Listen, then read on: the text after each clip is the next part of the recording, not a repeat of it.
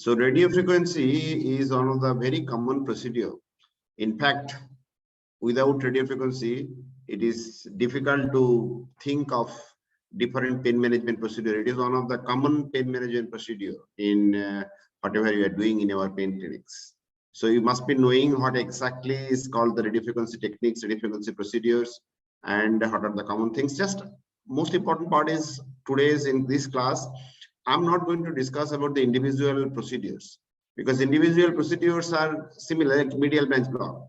It is same, the needle placement is all not same, but similar. But here I'll be talking about what are the principles. So before going into the radio frequency, few words about the neurolysis. So what exactly is the meaning of neurolysis? It is the ablation of the nerve which is carrying pain. But sometimes it is also done for the spasticity management. If you are ablating a motor nerve, lower motor nerve, peripheral nerve is always lower motor. So lower motor nerve, then what will happen? There will be flaccid paralysis. So the relief of spasticity. So neurolysis is also done for the spasticity management, apart from the pain management. Pain management is, of course, is much more common. So how we can do a neurolysis or ablation of the nerve? So one of the very important, oldest one is your surgery. But nowadays, this neurolysis is also done. Surgical ablation is also done by the endoscopic technique. So endoscopically, you can ablate the lateral branches going to supply the sacroiliac joint, or medial branch going to supply the facet joint. It can be done the endoscopic techniques. It can be done with the chemicals, alcohol, phenol, glycerol, and hypertonic saline. They are the 4 important chemicals recommended for these neurolytic procedures. We can do the thermal ablation, that is done by radio frequency, what I'll be talking today. Or we can do the application of the cold, which is called cryoneurolysis. Or sometimes, if you are compressing the nerve, then also there will be neurolysis, and that is mechanical compression. One of the common procedures for this mechanical compression is the balloon compression for the gastric ganglia. What is the advantage? Once you are doing the neurolysis, there will be long-term pain management, though it's not lifetime. You know, sometimes, not sometimes, after sometimes there will be regeneration, and the pain might be coming back. Side effects of the medicine will not be there. And in the long run, if you're adding the sufferings and the cost of the treatments, medical treatments, then the neurolysis might be economical. But there are disadvantages. Failures are there. One must have the adequate skill to target the nerve. Initially, it's costlier. Inadvertent damage to the surrounded nerves can have a very bad, serious complications. And development of the deafferences and pain. So deafferences and pain we discussed in our past class, if you can remember, that this is a peripheral sensitization where the crosstalk and ectopic signal development, which can cause the aggravation of the pain. So neuropathic pain developed, just to remember, the neuropathic pain developed after the peripheral nerve damage or peripheral nerve ablation. This is deafferences and pain. And we discussed about what are the mechanisms why this can happen. One of them was crosstalk, when the signal between the one kind of fibers is transferred to the other kind. And second is your ectopic signal generation because of the high density of the sodium channels. So these are the 2 reasons why there can be differential, the deafferences and pain.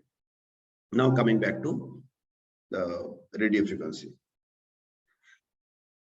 To understand the radio frequency, you must understand a little bit of physics of electricity. So in the electricity, you can remember that the electron flows, that means the current flows, electricity flows from one pole to another pole. There must be 2 electrodes through which the current, actually electricity flows. And if the poles, electrodes are always, one is always positive, one is always negative, then what will happen? It will be always flowing from one direction to another direction. And this is called direct current. What is alternating current? Alternating current is, it is changing its direction. That is your alternating current. And alternating current, normally we describe in terms of the frequency. Means if you're talking about what is the frequency of the alternating current, that means how many times, how many cycles per second, where the change of the direction of the electricity is there. So this change of the direction of the electricity is a very important feature of the alternating current. So nowadays, everywhere household current, everywhere almost it is an alternating current. But dry cell, remember the dry cell, what we are putting in the the battery or the remote, all those dry cells are your direct current. So when you are using many of these instruments, the dry cells direct current are converted into alternating current by the the circuits machines inside it. So alternating current has a frequency. So one is frequency of a current. Then voltage. What is voltage? Voltage is the pressure difference between the two sides. So if there is a no pressure difference or there is a no potential difference, then what will happen? The current will not flow, electricity will not flow. But if the potential difference is one side and another side, the difference is there, then the electricity will be flowing. And this potential difference, how much potential difference is there between the two electrodes, is indicated by the voltage. So voltage is nothing but the potential difference with which, with the force, the electricity is going to flow. There is your ampere. Ampere means unit of electricity which is flowing through a circuit per second is your ampere. And of course, ampere depends on the resistance. So if the resistance is more, the ampere will be less. And what is power? Power of the electricity? Power of the electricity is the multiplication of the volt, and ampere is the power. So that is very, very important. What is the power of the electricity? Because ultimately that is doing the work in an, any of this electricity whenever you are using. So ultimately it is the, what is the watt? Like when you are using an LED bulb, we ask what is the watt. So ultimately the electricity is doing the work, that is denoted by the watt, that is volt into ampere. So remember these four important things: hertz is frequency, voltage is the potential difference, then your flow of the current electricity is your ampere. Resistance I have not mentioned here, but that is also very important. That means how friendly is the medium through which the current is passing. So the resistance and the ampere, it is again inversely proportional. That means if the the resistance is more, then the flow of current will be, ampere will be less. And watt is the multiplication of volt and ampere, that is your the watt. So watt is very, very important. Now, what is radio frequency and why it is called radio frequency? So radio frequency, why it is called radio frequency? It is not because something called radio. Sometimes people, this is one of the very important myth, that why these procedures are called radio frequency procedures. So something that because the radio, what happens in radio? There is some transmission from distally and you are having a transistor. There is no physical contact and still you can see the music, songs. So some feels like that there is no physical contact and still there is an effect. No, that is not why you call it radio frequency. So why you call it radio frequency is because the alternating current used in this listen producing, the circuits, the alternating current frequency is similar to that of the radio wave frequency. So radio wave frequency and alternating current that is used here is similar. And what is that? So it is 300,000 hertz, 300 to 800,000 hertz, to which the radio frequency procedures are done. 300,000 hertz. What is the domestic electricity current frequency? It is 50 hertz. So what is the radio frequency machine? Its input current is 50 hertz frequency and its output current is 300,000 hertz. Right? So input current 50 hertz and machine is converting into a 300,000 current. So what will happen if you're putting the two electrodes in the body and you are passing this radio frequency current, alternating current, when it spins 300,000 hertz current. So what will happen? The charged ions will start oscillating. How it will be oscillating? It will be oscillating at a frequency of 300,000 hertz. What is the meaning? 300,000 times per second. What is one hertz? 1 hertz means 1 cycle per second. So 300,000 times per second. You just try to imagine. So fast oscillation. And it will create friction with the other non-charged ions and oppositely charged ions. So what will happen? There will be generation of heat. So this is how the radio frequency is going to produce heat. Why it is important?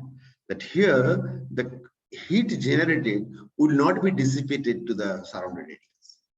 Here the thermocouple, the probe itself is not heated. The surrounded structures will be heated. So this is a schematic diagram. So input current is 50 hertz. So there is a needle. So through that we call it RF cannula. Through that we remove the stylet, just like it is just like a spinal needle. You remove the stylet and through which you put the electrode, thermocouple. 27 gauge thermocouple, you put it. So that becomes the active electrode. And I have seen the insulated needle when the anesthesiologists who are doing these things, means in the nerve stimulations, you have seen that the whole of the needle is insulated, only the tip is exposed. So that is the active electrode. And the circuit is completed by a wider area. So here the current is dispersed in the wider area, so that energy, wattage, is dispersed in the wider area and there will be no lesion here. So the heat and the lesion will be concentrated around this exposed tip. What will be the size of the lesion? Size of the lesion will be 2 to 4 millimeter. 2 to 4 millimeter diameter. And length of the needle, length of the lesion depends on you. That means how much is your exposed tip length? If your exposed tip length is your, so this is an schematic diagram. So this exposed tip length, it can be somewhere between 2 millimeter to 15 millimeter, 1.5 centimeter. If it is more than 1.5 centimeter, what will happen? Then the current will be dispersed in a wider area and again there will be no lesion. So to have a lesion, your exposed tip must be less than or equal to 1.5 centimeter or 15 millimeter length. And width, as I told you, width will be around 2 to 4 millimeter. So the circuit is producing in this way, and this is called conventional radio frequency. Okay, so already I told that temperature will be because of the friction, and that is how we can do. So now what is very important is that in the radio frequency cannula there is thermocouple, and which can sense the tissue temperature and send the feedback to the machine. So it is sending feedback to the machine. Machine can sense that what is my tip temperature, and thereby it will be controlling the temperature by change of the watt. This is again very important. And it's finally this friction, the strength depends on that what is the wattage. So that wattage, if it is less, what will happen? Then the size of the lesion will be reduced. Tip temperature will be your coming down. So this tip temperature in a conventional radio frequency is controlled by how? By fluctuation of the wattage. So suppose you are setting the temperature as 80 degree and your 80 degree temperature is reached. So machine senses that 80 degree temperature is reached. So what will it do? What the machine will do? It will start reduction of its wattage. So if the wattage is reduced, what will happen? The temperature will coming down. So as soon as it is coming down to 79 degree, then again machine sense that my temperature is going down to the 79. So it will be again increasing the wattage. So the temperature again will go up. It will go up to the 81, and then the machine tells, okay, you have crossed 80. Now its temperature is 81. So again, the wattage will be reduced. So this fluctuation of the wattage, that is how the tip temperature is maintained. But frequency will be remaining same. Frequency of the current is 300,000 hertz and current is continuous. So this is how the tip temperature in a conventional radio frequency is maintained. Now, when the current is flowing at a very high frequency, there is another effect. That is an electromagnetic field effect. So this electromagnetic field effect can have a stimulation effect. No thermal lesion by the electromagnetic field. Thermal effect means ablation effect is only by temperature. But this electromagnetic field effect can also have some pain relieving action. And that has been utilized in pulsed radio frequency. So what is pulsed radio frequency? Pulsed radio frequency, we are delivering current in pulse. Here, it has continuous high frequency alternating current. But here, you are delivering the high frequency alternating current in pulse. You are giving, then again silence, then you are giving, again silence. In that way, you are giving. So what will happen in that way? Your temperature is not reaching there because you are giving a break. And here, the electromagnetic field effect, which will be there, and that is going to produce some pain relieving effect. And this has been utilized in pulse radio frequency. So pulse radio frequency, what is it? Here the high frequency alternating currents are delivered in pulse. And there will be no thermal lesion. No thermal lesion. In conventional radio frequency, the lesion is mostly at around the shaft of the electrode exposed tip. Whereas the electromagnetic field is at the tip. Why it is important? Because when you are doing an pulsed RF, your needle should be perpendicular. But when you are doing a conventional RF, your needle should be as parallel as possible. Then you will be having the better thermal effect. So this is pulsed radio frequency and conventional radio frequency. Conventional radio frequency, it is having a very high success rate. Here the temperature is somewhere between 65 degree to 90 degree. Whereas pulse radio frequency, what is the temperature? It is not raised beyond 42 degree. Our body structure tissue damage starts after 45 degree. So at 42 degree, there will be no thermal lesion of any type of tissues. So it is absolutely safe. So it stimulates no nerve damage. It is safer. And because there is a no nerve damage, there will be no deafferences and pain because of regeneration. So advantage of conventional radio frequency is it's more effective, but it can have the side effects like it can inadvertently damage the nearby structures, and sometimes it can produce deafferences and pain. Whereas in pulse radio frequency, it is not a thermal effect. So it is very safe for the surrounding structure, but it is having the higher failure rate.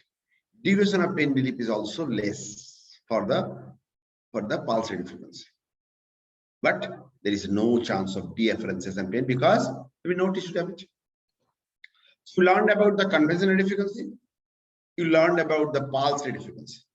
Now, another very important type of radio frequency is the cooled radio frequency. And again, don't make any mistake that cooled radio frequency is not a cryo-lesion. Cryo-lesion is application of the cold. Cooled radio frequency is not cryo. Cooled radio frequency is also a heat lesion. But here, the tip temperature control mechanism is different. As I told you, in conventional radio frequency, the tip temperature is controlled how? By reduction of the wattage. But here it is a different innovative type. So what is happening here? Here, inside the cannula, there is one cannula, this blue line, fine blue line, through which the water at room temperature will be circulating. So what will happen? The tip temperature will be taken away, dissipated by this circulating water. So that means you can still deliver the current at a higher wattage. So your temperature is controlled by this washing of temperature by this water, but you can still deliver the higher wattage. So what is the advantage? It will be producing large size spherical lesions. Whereas in conventional, what was the lesion? The cylindrical lesion around the sand. But here it is spherical lesion. Advantage of spherical lesion? It is angle independent. So you can come like this, you can come like this, you can come like this. Everything is okay because it is going to produce a spherical lesion. Whereas if it is a cylindrical lesion, you have to put the needle as parallel as possible. Next is your bipolar radiofrequency. This is another type of lesion. So we are discussing about the 4 different kinds of lesion: conventional, pulsed, cooled, and now bipolar. Bipolar, what is happening? So here the ground pad is not there. So here the 2 nearby electrode and each will be creating lesions. So the current will be flowing between these 2. Why there will be lesion in both the side? Because both the sides electrode size is smaller. Here there is no lesion because it is the size of the electrode is larger. So the power is dissipated at the wider area, no lesion. Here the power is on the smaller area, so there will be lesion in the both sides, and that is going to create a large size lesion. So cool radiofrequency is in a way to produce a large size lesion. Bipolar radiofrequency is also another way to produce a large size lesion. Now, another important thing is your multi-channel lesion. So what is multi-channel lesion? So here the circuit, so it is like a bipolar lesion. But here the circuit is completed. Here for the bipolar, circuit was completed between this and this. But in the multi-channel lesion, again similar. There are 2 electrodes. But the circuit will be the first circuit is completed here, second circuit is completed here, both is completed here within the machine. So that means the 2 circuits are flowing in this. It can be 4 channels also. 4 multi-channel radiofrequencies also available. Or you can put in 4 different areas and 4 different. What is the advantage of multi-channel lesion? Here, simultaneously you can do the 2, 3, 4 conventional radiofrequency together at a time, same time. Right? So it is a multiple of conventional radiofrequency. Whereas bipolar radiofrequency, there is no ground pad. So the current is flowing between these 2 and it is going to create a larger size lesion. So now RF cannula. RF cannula, as I told, it is an insulated needle. RF made of thermocouple, and the tip is exposed. That is your exposed tip is your active electrode. So it can be straight or it can be curved. It can be of different gauge. The larger gauge, if it is a 14 gauge, then the lesion diameter, the needle diameter is 1.6 millimeter. Whereas if it is a 22, then your lesion size diameter is your 0.64. That means if you wish to have a large size lesion, one of your option is to take a larger diameter, larger gauge needle, larger gauge your RF cannula, which will be giving you at 1 millimeter more needle lesion size. And curved tip and straight, these are the straight one, these are the curved one. So advantage of the curved and straight is you can manipulate the needle better if it is a curved needle. If it is a straight needle, manipulation is a little bit difficult. Now there are few newer cannulas to have a large size lesion. Like one is protruding cannula. That means what will happen around this RF cannula, one protruding small wire will be coming out, so the lesion will be larger. Then venom cannula and protruding cannula is almost similar. Venom cannula will bifurcate, tip will bifurcate. And trident cannula, it will be trifurcate. So with that, within this, after you are putting the needle, you pass the inner wire, it will be going outside and it will be separated. It will be having a larger size lesion. But still, it cannot be produced larger than cool radiofrequency. So there was a study which is showing the protruding cannula, cool RF and monopolar RF. This is the shape of the lesion of your cool radiofrequency, while the diameter of the radiofrequency is the size, lesion size is maximum with the cool radiofrequency probe. So these are the different kinds of probes. So now there is another way to increase size of the lesion. That is if you are increasing the time Longer the time, larger is the size of the lesion, but there is a but. That initial, more you are, it is almost linear. That means more you are increasing this time, more is the size of the lesion. But after 60 seconds, the rise of the size of the lesion is very minimal.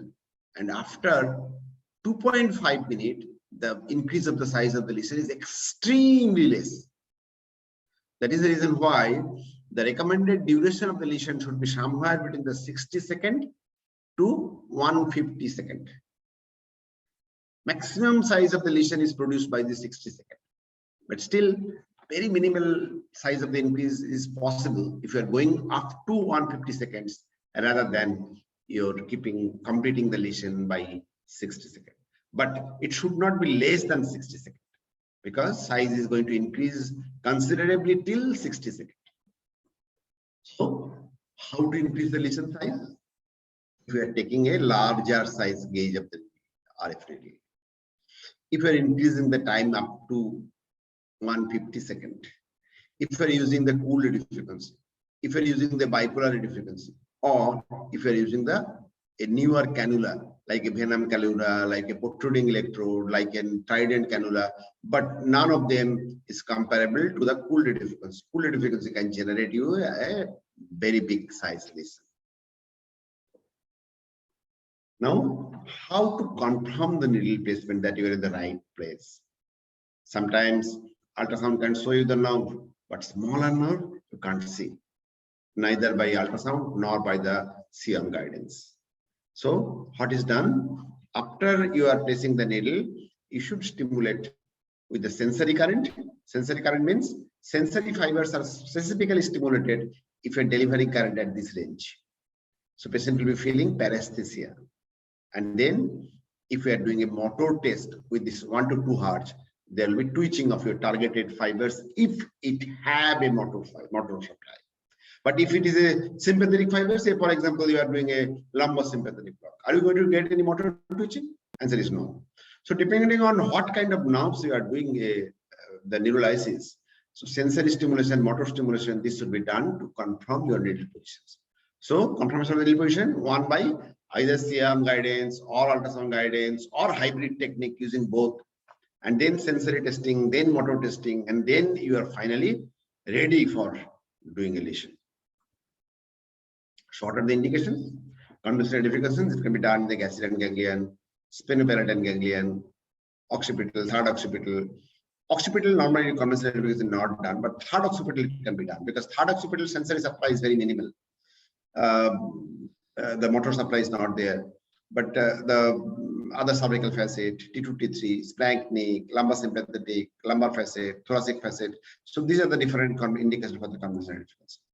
Pulse frequency, it is done where some considerable sensory supply or motor supply is there. So occipital nerve, a wide, touch sensation. So occipital nerve, conventional frequency is not recommended. You can do the pulse frequency. Suprascapular, again, lot of motor supply is there. So you cannot do the conventional frequency. You can do the pulse frequency. Pulse frequency, what is the advantage? Your advantage of having, you are not doing any thermal lesion. Cervical, thoracic, lumbar, dorsal root ganglion lesion. That is always done with the pulse RF and sometimes intercostal nerve. So these are the some indications. But remember that the pulse frequency have a higher failure rate. And that is the reason why these peripheral nerves, occipital, suprascapular, intercostal, and other genitofemoral, ilioinguinal. So these nerves are nowadays better done with the cryoneurolysis. I'll be talking about the cryoneurolysis after completion of this lecture. But pulse frequency is also an option for these nerves. Cool frequency, what to be done? Where you need a large size lesion. So like lateral branch of the sacroiliac joint, genicular nerve for the knee joint, articular branch of the hip joint, shoulder joint, and sometimes in the lumbar facet joint, even cervical facet joint, where the important structures, nearby structures are not there, and you can go for the cool radiofrequency. Why to go for the bipolar radiofrequency? Indications are almost similar for that of the cool radiofrequency and bipolar because both are recommended to have a large size lesion. So, any questions regarding radiofrequency you can ask me, and then now I'll be going for the cryo. Before I'm going to the cryo, any questions regarding the radio frequency. I'll be demonstrating the machine also. That time also you can ask any questions when I'll be demonstrating machine. But any one or two quick questions regarding radio frequency if you are having, you can ask me.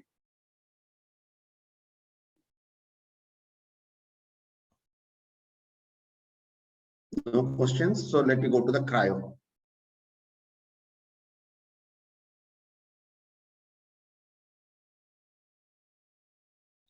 So as I told that there are different ways of doing the neurolysis. One is surgical, chemical, thermal, cryo, and mechanical compression. Disadvantage, advantage, I have talked, but this from this slide it is very important that the regeneration of the nerve, when it is possible, then it is not possible. Regeneration of the nerve is possible only when the cell body is not damaged, cell body is not dead. But if the nerve cell body itself is dead, then regeneration is not possible. And also, regeneration is possible when the nerve damage is up to 3rd degree. 4th degree, regeneration may not be possible. 5th degree, regeneration is never possible. But in 3rd and 4th degree, the regenerations might be associated with your deafferences and pain. Up to 2nd degree, there will be no deafferences and pain. So what is the different degrees? 1st degree is also called neuropraxia. What happens here? There will be no anatomical damage seen by even by the electron microscope. But there will be physiological, the nerve conduction is blocked, and the duration of the pain relief remains from somewhere between 30 minutes, half an hour, up to 7 days. Then 2nd degree, it is called axonotmosis. So here, only axons will be lost. But endoneurium, perineurium, epineurium, everything is intact. But here, what is the advantage? Here, the regeneration will be perfect. No crosstalk, no ectopic signals. Why? Because the endoneuriums are intact. As I mentioned earlier, if you can remember that there are sodium channels in the nerve membrane, in the dendrite axons also, and they are manufactured in the cell body, and they are transferred peripherally through this endoneurium. But if there is a damage there, then the sodium channels will be accumulated in that damaged part, and finally that will be the source of ectopic signal generation. Also, crosstalk signal from A beta fibers to A delta fibers, that is also possible only when the damage of the endoneuriums are there. So endoneurium is very, very important. In 2nd degree block, 2nd degree nerve damage, there is no damage of the endoneurium. And that is the reason why damage up to 2nd degree is very important, so that there will be no deafferences and pain, no worsening of them. So here, the recovery will be there. So when will we recover? When will be the regeneration? Somewhere between 2 months to 2 years. But sometimes even after 2 months, 2 years also, beyond 2 years also. Today only we saw one patient, one doctor, one gynecologist. We did radio frequency of the medial branch, sorry, not radio frequency, the cryo for the SI joint and the facet joint. And it is more than 2 years. In fact, we did it in 2020 January. And it is 2 years, 2 months, and still that pain has not reappeared. That means the pain relief can be there for more than 2 years also. But the motor fibers or other touch fibers, they will be recovered very fast within 2 months.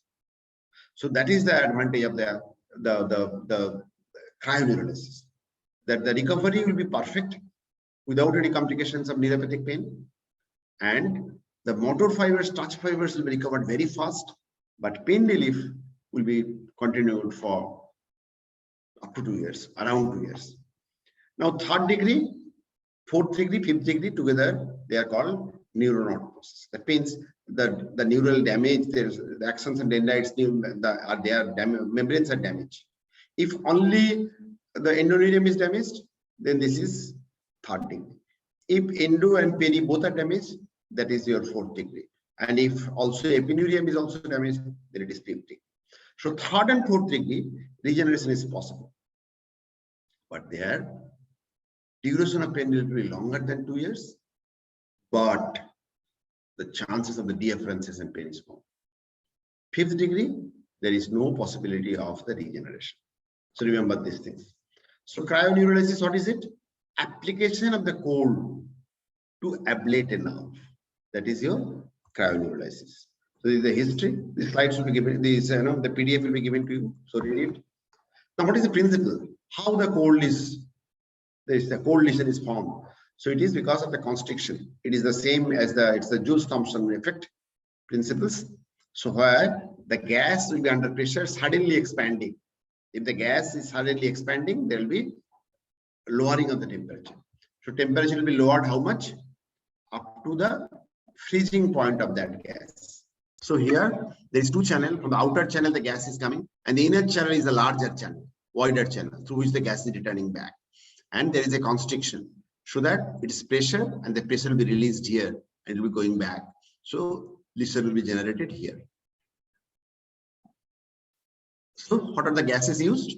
If you are using carbon dioxide, you can achieve the temperature up to -80 degree, -78 degree, because the freezing point of the carbon dioxide is your -79. If you're using nitrous oxide, it is -80 degree. So you can develop a lesion of around -70, -88, 70.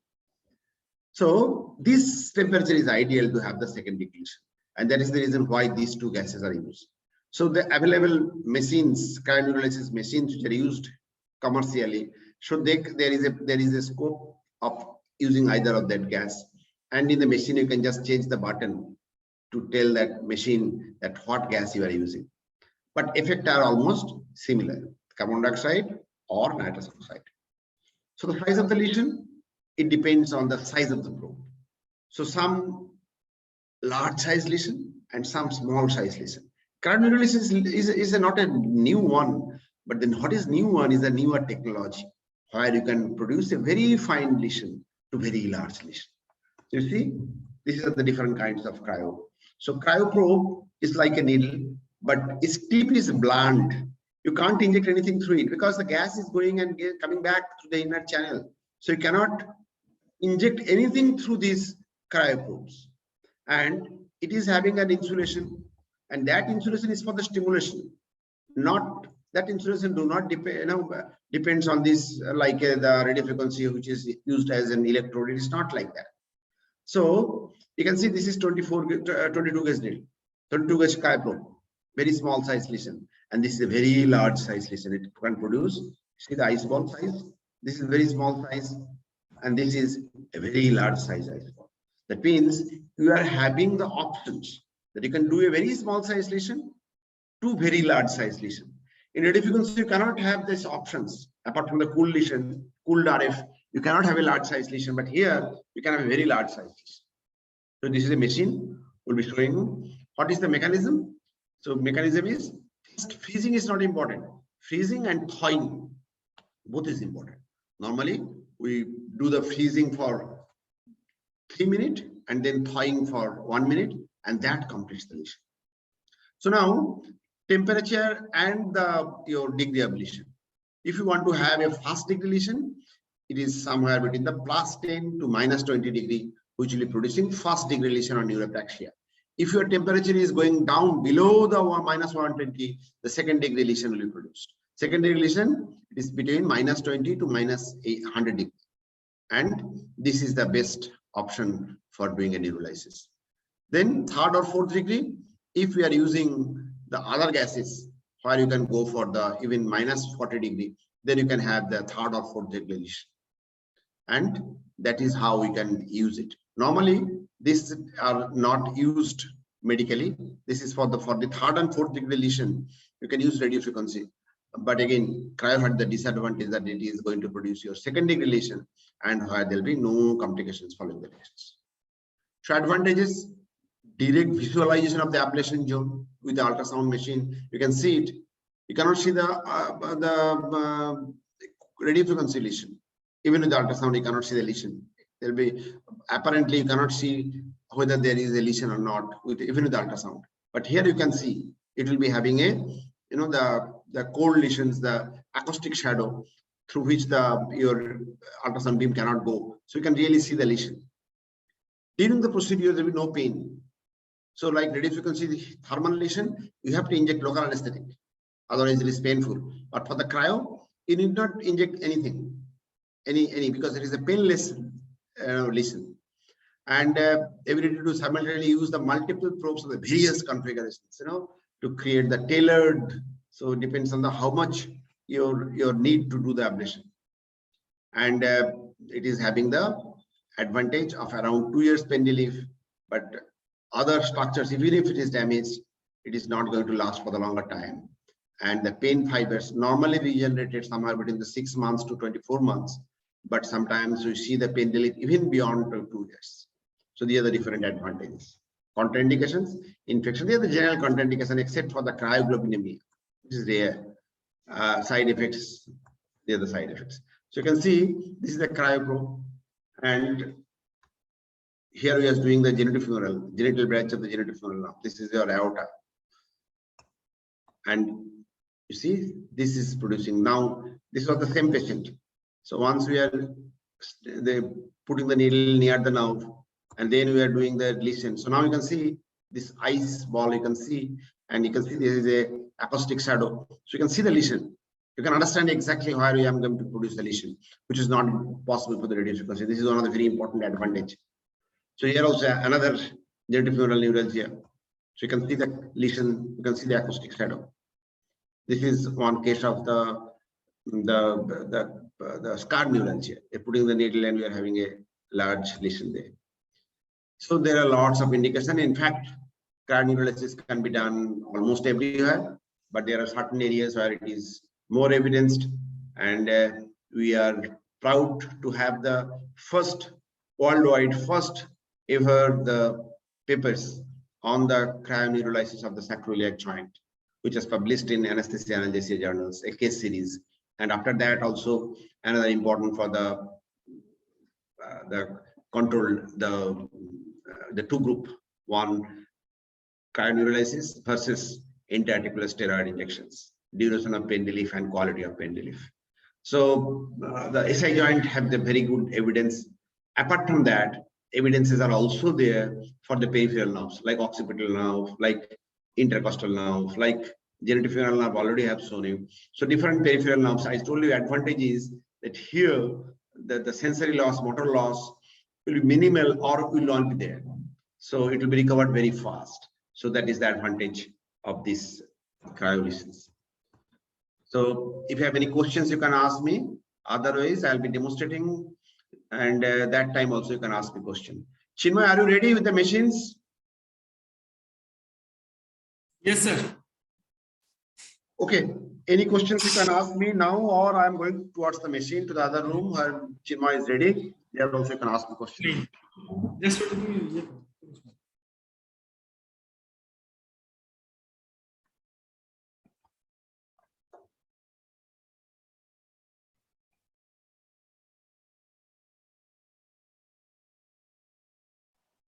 Sir, in what post-operative situations can the cryo be used? And I mean, for example, post-operative pain management.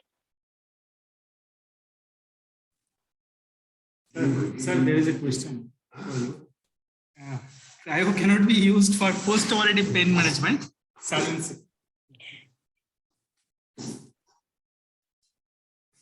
Okay,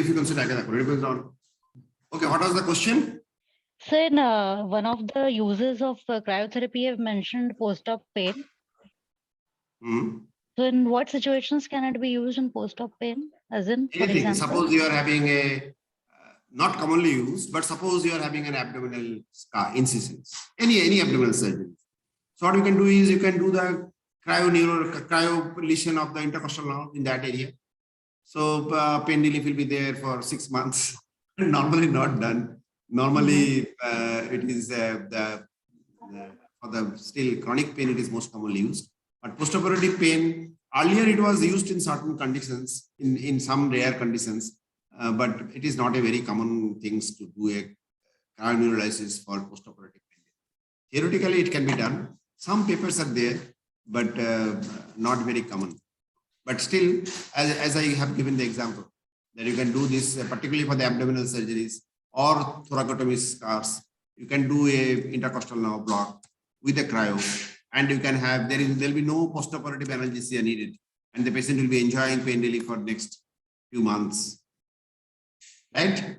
Right, sir. Thank you, sir. Any other questions from anybody regarding either radio frequency or cryo?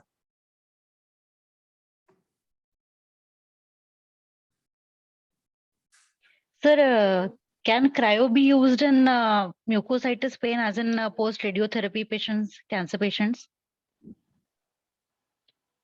It depends on if it is a widespread pain. Suppose if you're asking me, can you use it in a the peripheral neuropathy?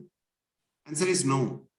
Means the cryo should be applied. If cryoneurolysis is basically you're targeting one nerve. If you can target one nerve, then you can do it. If you cannot target one particular nerve distribution, then it is difficult. Though sometimes we use it, as I told you, in the scar neuralgia. You can you can put the large probe beyond just subcutaneous area of the scar, and we can have the good pain relief. But for the post radiotherapy, the pain what you are talking, that is mostly your neuropathic pain. So the drugs are better than thinking of doing some nerve patients. Right? Right, right. Thanks.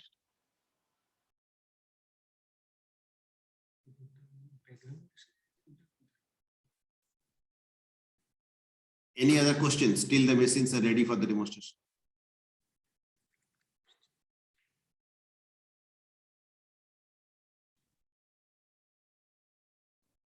No more questions. I'm surprised. Everybody understood?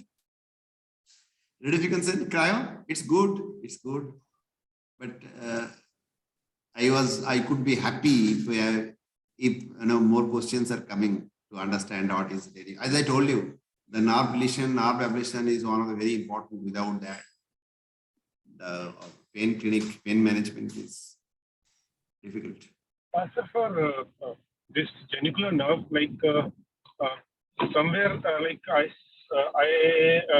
came around a few people who said like this conventional RF is giving better results than this cryoablation. So what is your take on that? Can you repeat the question?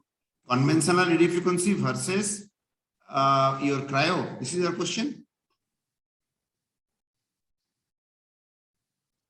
Hello? What was your question? Conventional radiofrequency versus cryo?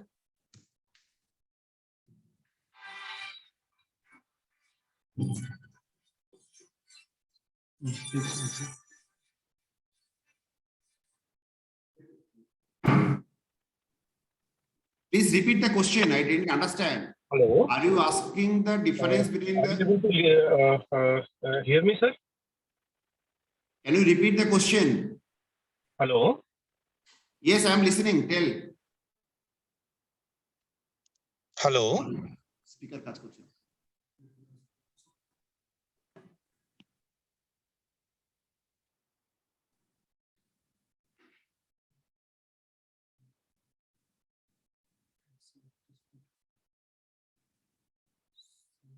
Can you hear me?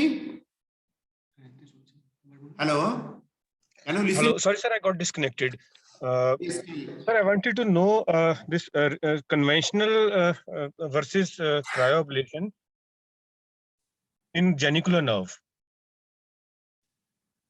So conventional radiofrequency can be done for the genicular nerve, but the conventional radiofrequency have a high failure rate. The reason is for the knee pain, there are lots of nerves. Initially, there are 3 nerves, then it is nowadays 6 nerves. I'll be asking you to go through one very important lecture, which is there in our YouTube channel by Dr. Chinmoy, where he has shown that a lot of nerves are there. So that means we need to have a large size lesion. And that is the reason conventional radiofrequency have a high failure. So what is having good evidence and US FDA approved procedure is your cooled radiofrequency, not the cryo. It is cooled radiofrequency, which is evidence because there is a large size lesion.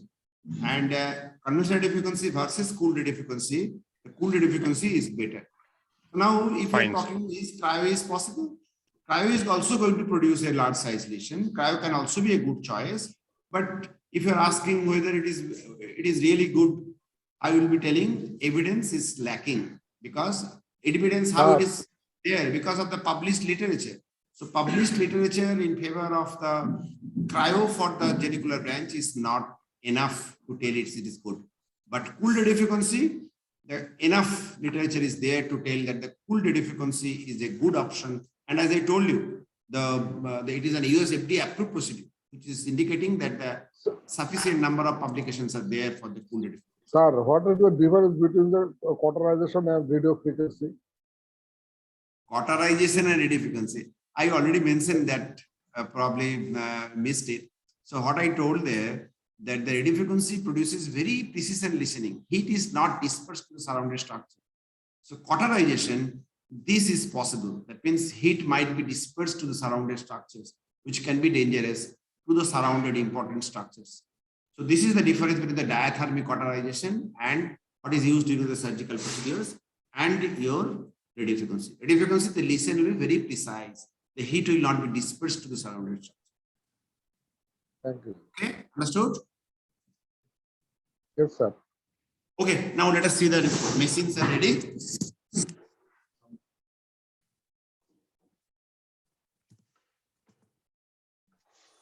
Sir, can I ask one question, please?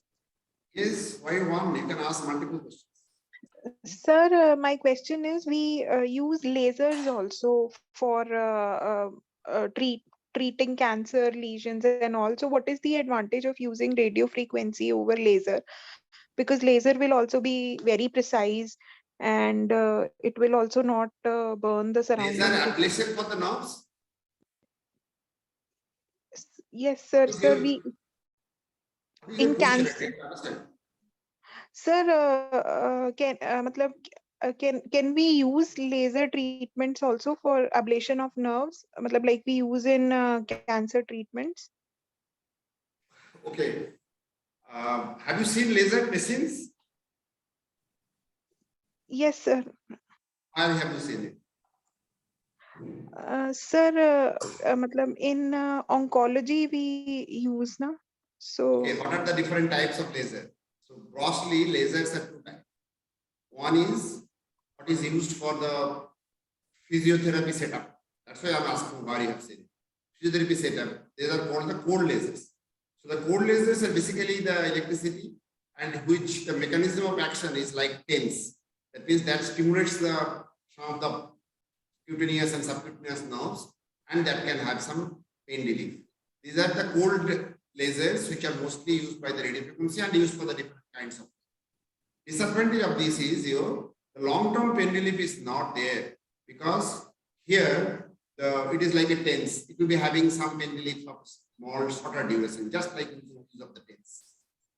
Another kind of laser is there, which is normally used with a precise lesion. A small probe or lesion is not possible for the heat laser.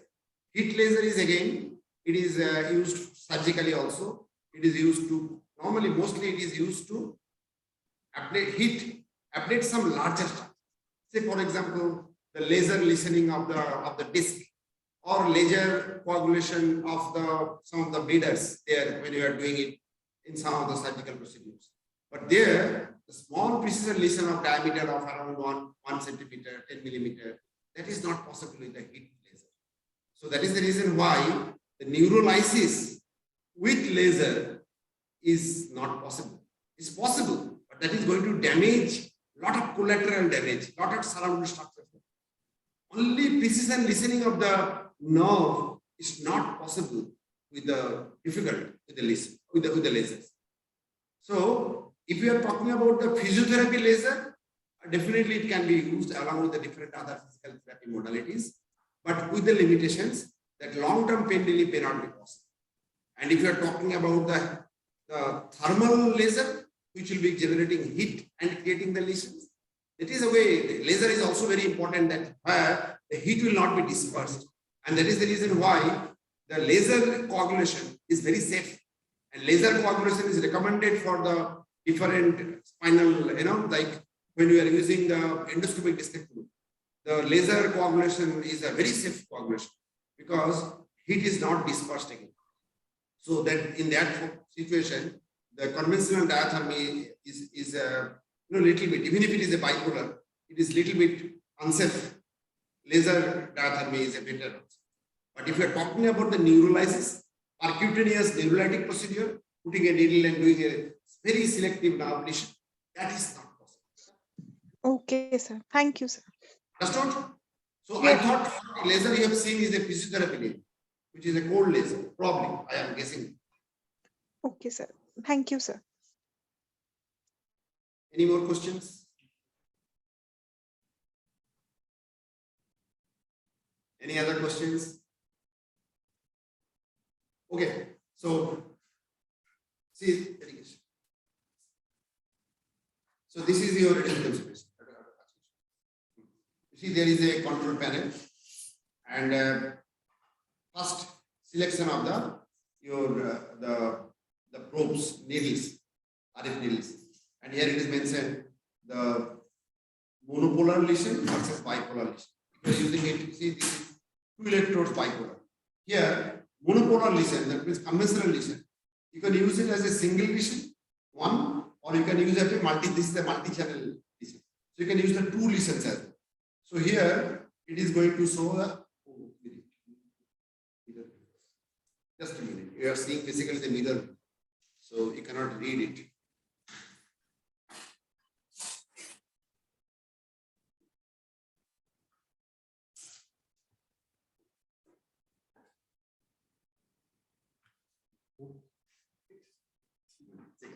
Now it's first option was here the conventional difficulty, or you can use single electrode, or you can use the double electrode, multi-channel. Second option is when I am pressing it, it is bipolar. You see the 2 needle, and it is going to create single lesion by 2, so it will be having a large. Or there is another option, and while this is 1 or 2, this is another option. So here we are using the monopolar. Then the next is your the stimulation. So as I was telling you, the stimulations getting color.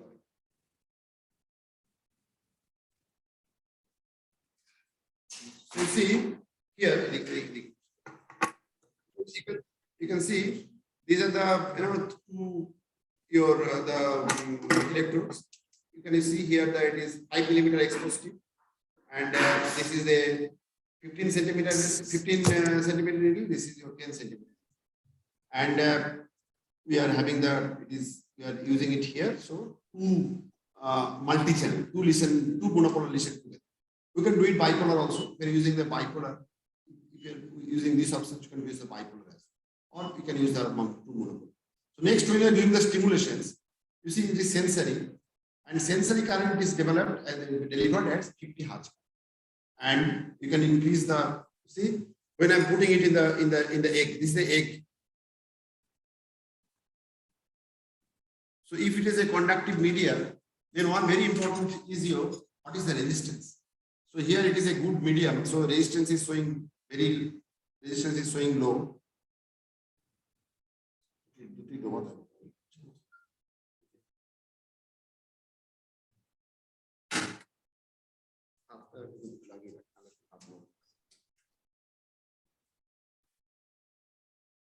So resistance is important. If the resistance is too high or if the resistance is too low, then the lesions will not be created nicely. Here, this is not a simulation of the muscles or other structures. So here the lesions will not be very good because here the resistance is very low. Normally resistance should be somewhere between 150 to 400 is the best kind of lesion. So sensory stimulation. Now if I am placing it motor, then it becomes too hard. So sensory stimulation, motor stimulation. And when you are stimulating, you are just increasing this, and you see the voltage of the current is increasing. So at which voltage you are getting the stimulation, that is very important. And you will be seeing the motor stimulation, motor or sensory. So this is your stimulation, and then this is your lesion. And you can have the pulse also. Pulse rate frequency. You see here, this temperature is, you cannot change it. It is your 42 degree. 42 degree temperature is the pulse. So let me show you the bipolar lesion and conventional lesion. So you can see the two electrode. one tip temperature is 27, another is 26. Proper lesion will not be there, but still what I am doing, I am starting it and I am showing you how the lesion is going to produce. So everything is set. Duration is 1.5 minute, 1 minute 30 seconds. And I can change it. And temperature also I can change it. By moving this, I can change the temperature. The duration also I can change it by changing it. And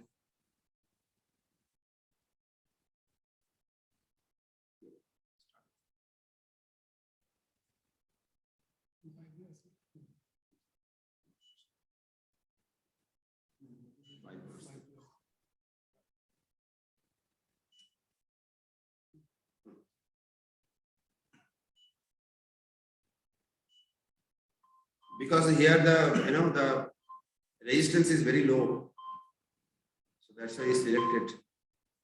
You see the temperature is going down, going up. You see, if temperature was 26, 27, and now it is going up.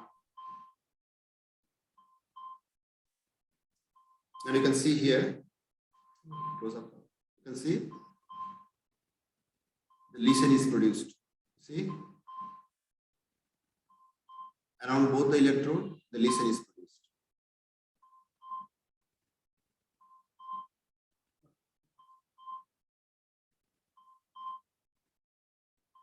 Small sized omelette, micro sized omelette, not small. And you can see here the temperature. One is 72, another is 80. Here, both should be ideally 80, but because the other kind of things is not possible.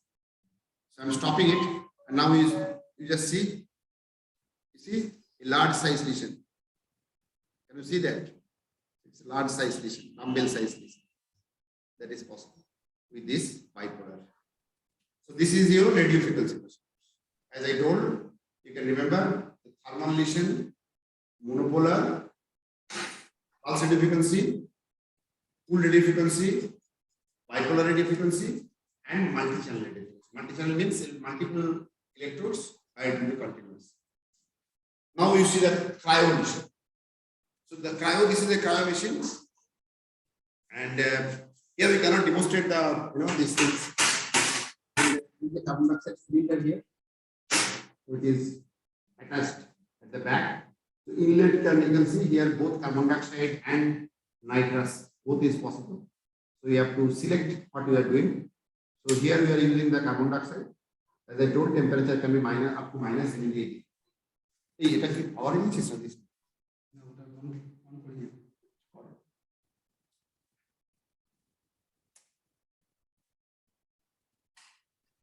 So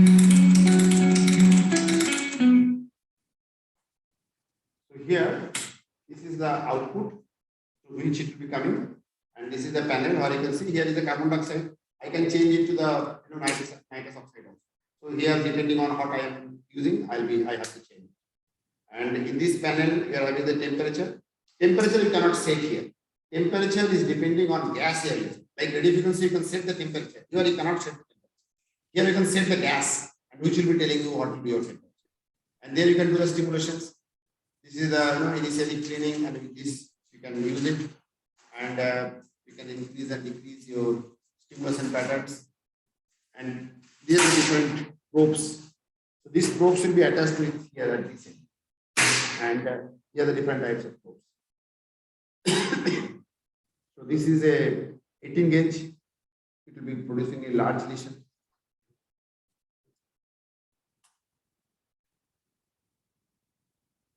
Then I'm showing you the other kinds of probes. This is your sacroiliac joint probe. As I told you, sacroiliac joint probe is going to produce a very large size from here to here. 8 centimeter length. This is possible. And also, we have a very small size lesion. This one. Very small size lesion also. This is 22 gauge. That means in the cryo, we are having the option of lesion size of very small to very large. Right? So, if you are having any questions, other questions, you can ask me. And after that, Dr. Chinmoy will start These probes are one-time use, or we can use for multiple times, sir? One probe can be used for 25 to 30, 50 times, and there are barcodes are there with which you cannot use more than that. And that was the reason why, and these probes are costly, and that is the reason why you have not shown you the actual lesions. So only thing is what I have shown you around the probe, depending on the size, depending on the type of the probe, there will be ice ball formation around that, and that is going to produce a cold lesion. And it depends on the different probes. Some probes can be used for 25 times, some probes can be used for 50 times. After that, you cannot use it. Okay, sir. Thank you.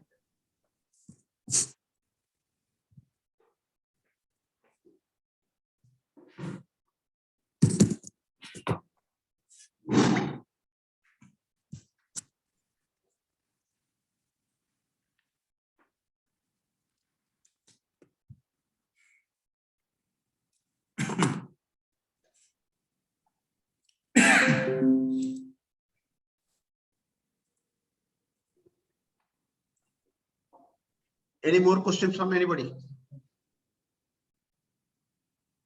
Any more questions from anybody? Otherwise, Dr. Chinmoy will be starting the fibromyalgia lecture. Sir, Nothing?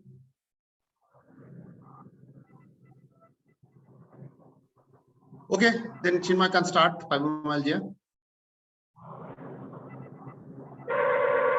If anyone wants to ask, they can ask. Otherwise,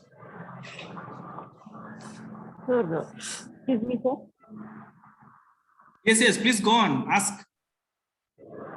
Sir, the size of the lesion, sir. How much we should produce the size of the lesion, sir? Like how we will decide, sir? Like. Pardon? Size of the lesion, how it is decided? As I told you, size of the lesion is depending on the size of the probe and where is the constriction.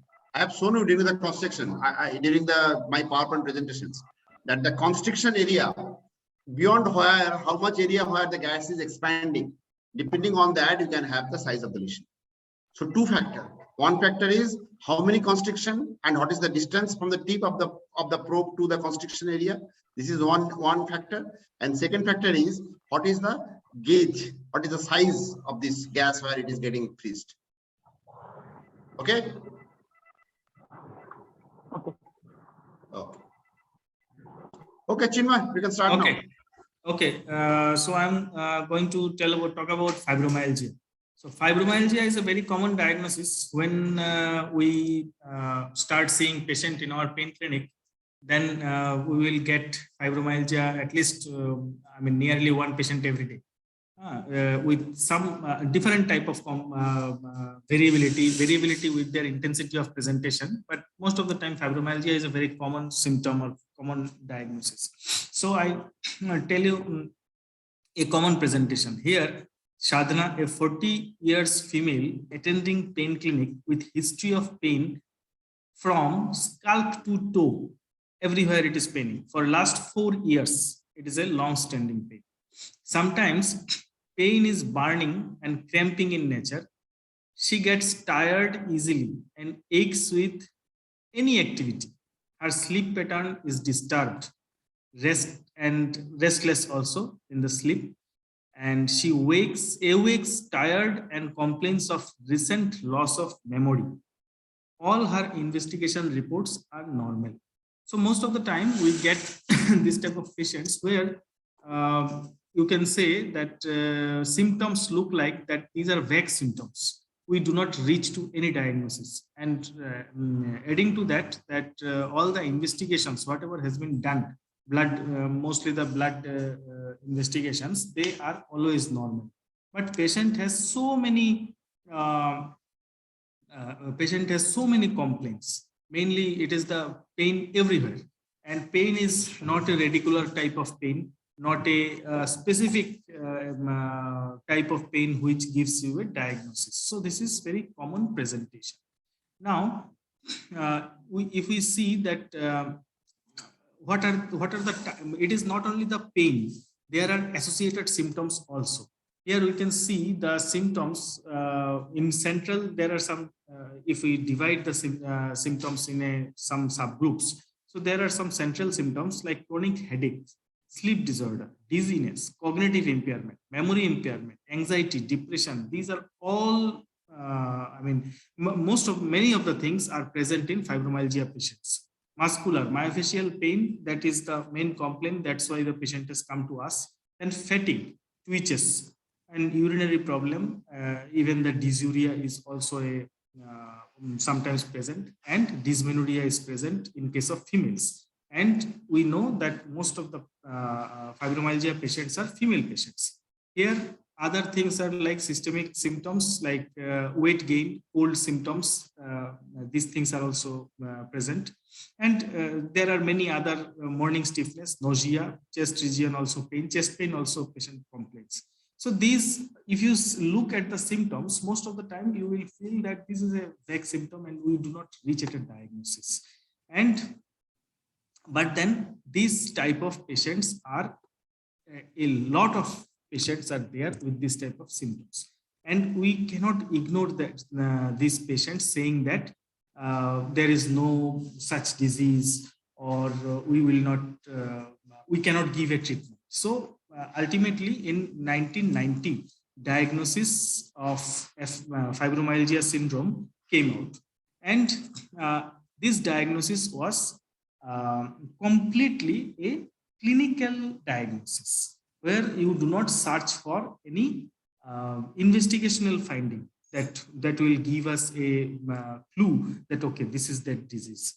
So what are the, when this 1990 SER criteria came, so what was the criteria? That chronic widespread musculoskeletal pain lasting longer than 3 months in all 4 quadrants of the body. 4 quadrants means above the waist, below the waist, right side, left side. So 4 quadrants. So all 4 quadrants are painful, and chronic widespread musculoskeletal pain, it is more like a myalgia. In addition, axial skeleton pain must be present. And then it must have 11 out of 18 trigger or tender points, painful with 4 kg of pressure. So I'm going to tell you that what is trigger points or tender points. So mainly tender points, not trigger points. So 11 out of 18 tender points. So these are the tender points suggested. As I told you, this criteria is of ACR 1990. ACR means American College of Rheumatology. So in 1990 criteria. So they suggested these are the areas which are mainly painful in a fibromyalgia patient. And these are they called as tender points. There is a difference between tender point and trigger point. Trigger point we always get in myofascial pain syndrome. And tender point is we get in fibromyalgia. Now tender main difference, like in myofascial pain syndrome, one muscle group is involved. And there, if you press at one place, then that pain will be referred to nearby place, and patient will, that is too much painful. That is too much painful, and then you can see the local twitch sign also. But in tender point, it is not like that. Tender point is not a single specific muscle group. All the muscles are painful, and it is not as tender as the myofascial pain. And local twitch sign we also don't want to see in the tender points. So ultimately, these are the points has been suggested. 18 tender points suggested, and mostly at least 11 should be present. So that is a criteria had been given. Now, after 1990, it has been seen that though this, few things about this fibromyalgia. As I told you that this is a clinical symptom, though diagnostic criteria has been given, mostly the main important information is 2 to 4% of population is affected by fibromyalgia. So you can understand what is the, so many people are affected. It is very common, more common in females and seldom curable. So these things also important. It is common in female because in males, if you find fibromyalgia, you should think twice that whether we are missing something. And in seldom curable is also important because at the starting of the treatment, you should talk to the patient and make them understand for the what is the course of disease a patient should know. So that is very important. And then widespread muscle pain, presence of tender point at musculotendinous junction. Other symptoms here, one other thing is other symptoms, as earlier also I told that in that picture, that these always the fibromyalgia patient, it is not that only the pain will be there in the widespread whole body pain. There is other symptoms also should be there. So fatigue, anxiety and depression, sleep disturbance, morning stiffness, paresthesia, headache, etc. And sometimes it has been seen that it is associated with other diseases also, like rheumatoid arthritis, SLE, it has been seen. But SLE or rheumatoid arthritis as such do not explain the type of pain patient is experiencing. At that time, we will write the diagnosis of fibromyalgia also, and if the patient has rheumatoid arthritis, so second diagnosis of rheumatoid arthritis also. So these are the frequency of other symptoms like muscular pain, fatigue, insomnia. So we can see that say muscular pain is present in 100% patient. That's why patient comes to the pain clinic. But then you see fatigue is very important. Fatigue is always present. Insomnia, sleeping pattern, sleep disturbances is always very common. Other things are joint pain, headache. So these you can see. And anxiety, depression, always we will try to assess in a case of fibromyalgia, whether patient is having these things. Okay. Now, this 1990 criteria was going on well, but then it was understood that this criteria does not involve the other symptoms, okay, symptoms other than pain, which is very important, and also the variations of the presentation. Different patient present variably. So, ACR 2010 revised criteria came.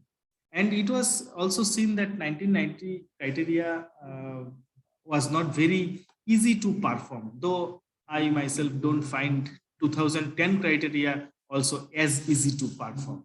But then in ACR 2010 criteria, no longer required tender point examination. So these tender points are tender or not, pressing there and seeing the tender point is painful or not, that was not required. So, and whites instead of that, they used two index. One is widespread pain index, and second is symptom severity scale to diagnose a case of fibromyalgia. So that I am coming.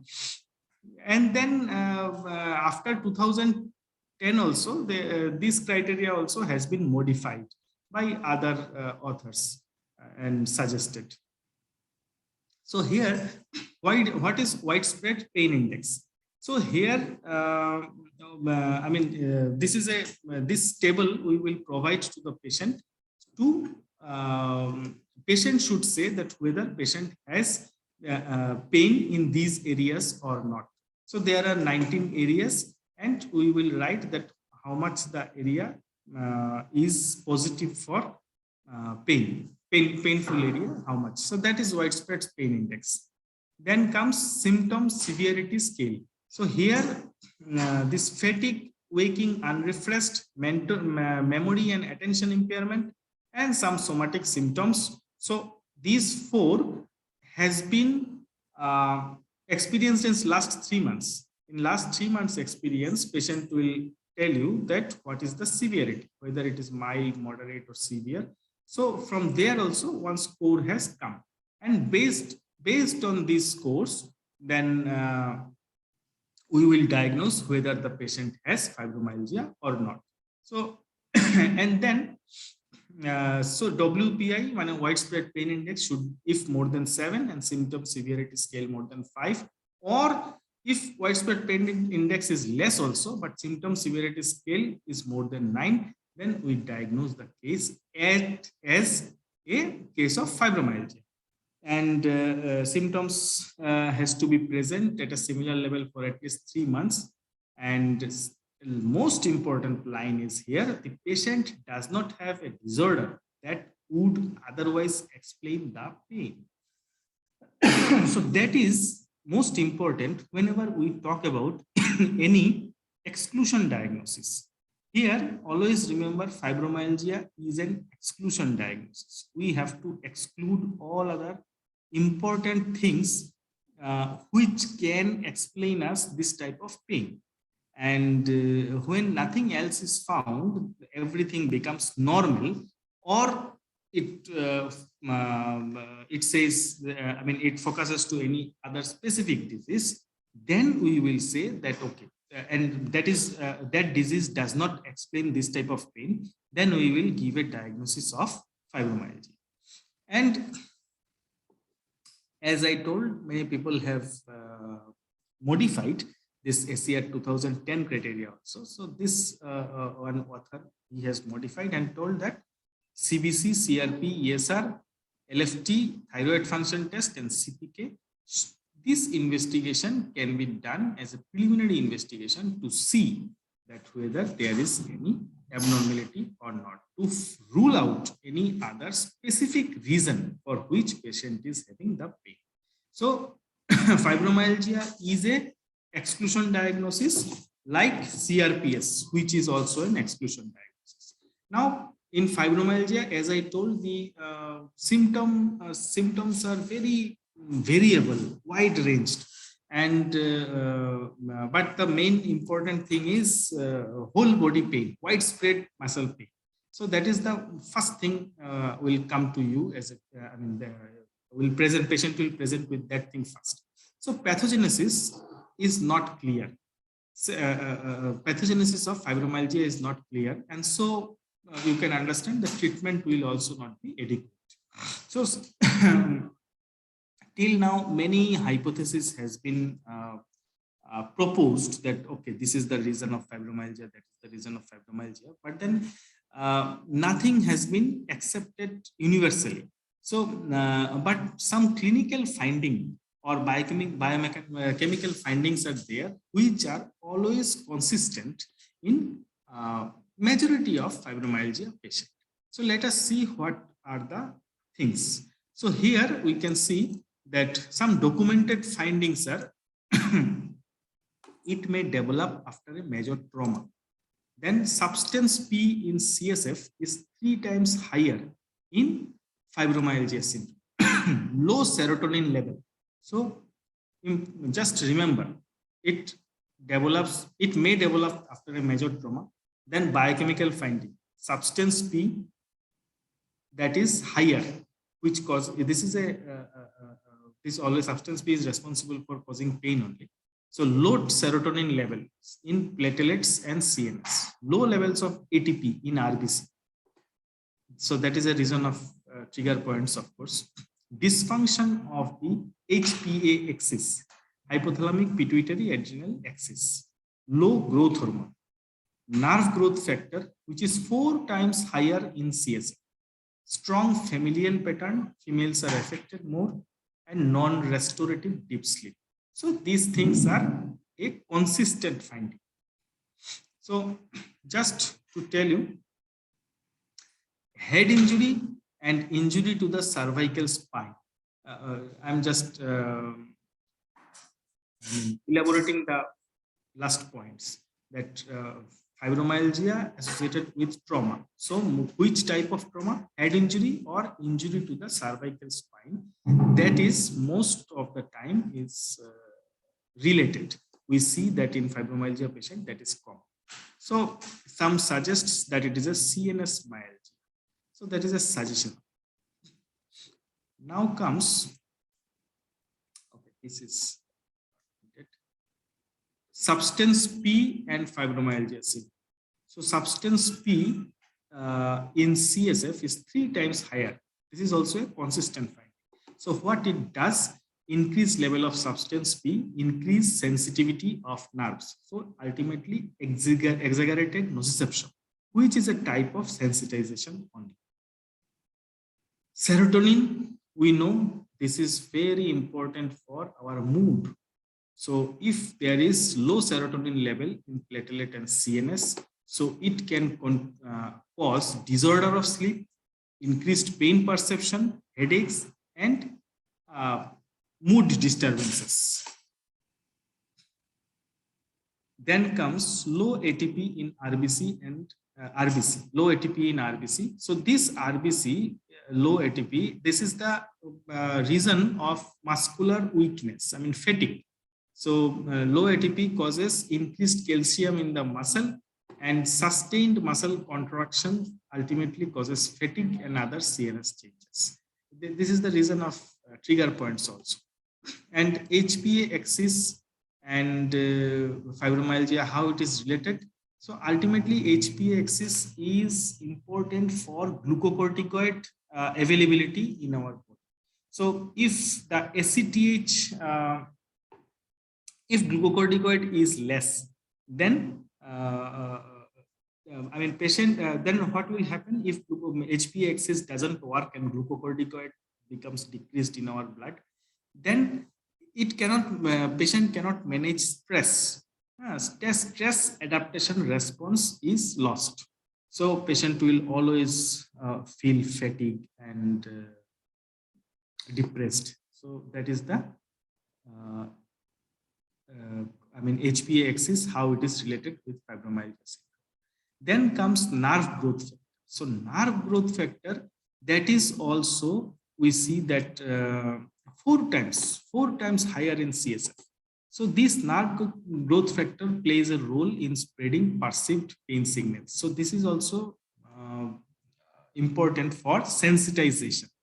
So these are findings. And then, so ultimately, this nerve growth factor is very much important for allodynia and increased area of pain. So this is also ultimately a way to produce sensitization. And then growth hormone and fibromyalgia, like growth hormone, that is increased during delta sleep. So if disrupted delta sleep in fibromyalgia syndrome, so growth hormone becomes less in our body. So in that growth hormone, ultimately it is responsible for IGF-1 in the liver, this insulin-like growth factor that is secreted by the liver. So if that is less, so ultimately that is also caused, that is always seen that in a case of fibromyalgia, that decreased level of IGF-1. So that is also ultimately important for sensitization part. And sleep, fibromyalgia patients, most of the time, non-restorative deep sleep is very common. Then microglia or astrocytes, these are also has been seen that cytokines are elevated in patient with fibromyalgia syndrome, and these are the this is a cause of your neurogenic inflammation. It has been thought of that neurons of the body is inflamed. Then comes hyperactive sympathetic system and a lazy COMT enzyme. So autonomic nervous system is also affected in this fibromyalgia in many patients when the laboratory investigations are done. So we can understand there is no single explanation why this fibromyalgia is, I mean, what is the pathology behind it? And then there can be multiple pathologies also. So multiple theories are there, but the first most important thing is central, peripheral, or psychosocial sensitization. So sensitization is the backbone of any neuropathic pain, and here also in fibromyalgia, this is the backbone of all pathophysiology. And then neurogenic inflammation is also a reason. Genetic influence also has been seen in most of the patient. Endocrine factors, as I told you, growth hormone and all. So these are, and then psychopathological factors and poor sleep. So these are the main pathophysiologists suggested. So ultimately, somebody is talking, mute. Okay, so mainly central sensitization is the key feature responsible for the this persistence of pain. So it is a type of, ultimately it matches with the type of neuropathic pain pathophysiology.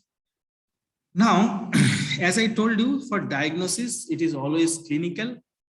Till now, it is clinical only for our practical purposes. And objective markers are not yet available, but in a research setup, some genetic and serological markers have been found. But so you can see the long list of genes, and there are some serological markers also, which are increased in a diagnosed case of fibromyalgia. But these are for research purposes. For clinical purpose, just for it is a clinical diagnosis. So as I told you, that pathophysiology is not clear to us. So treatment has to be inadequate. So what is the treatment goal? Mainly treatment goal is to restore the patient's ability of function, patient's functioning ability.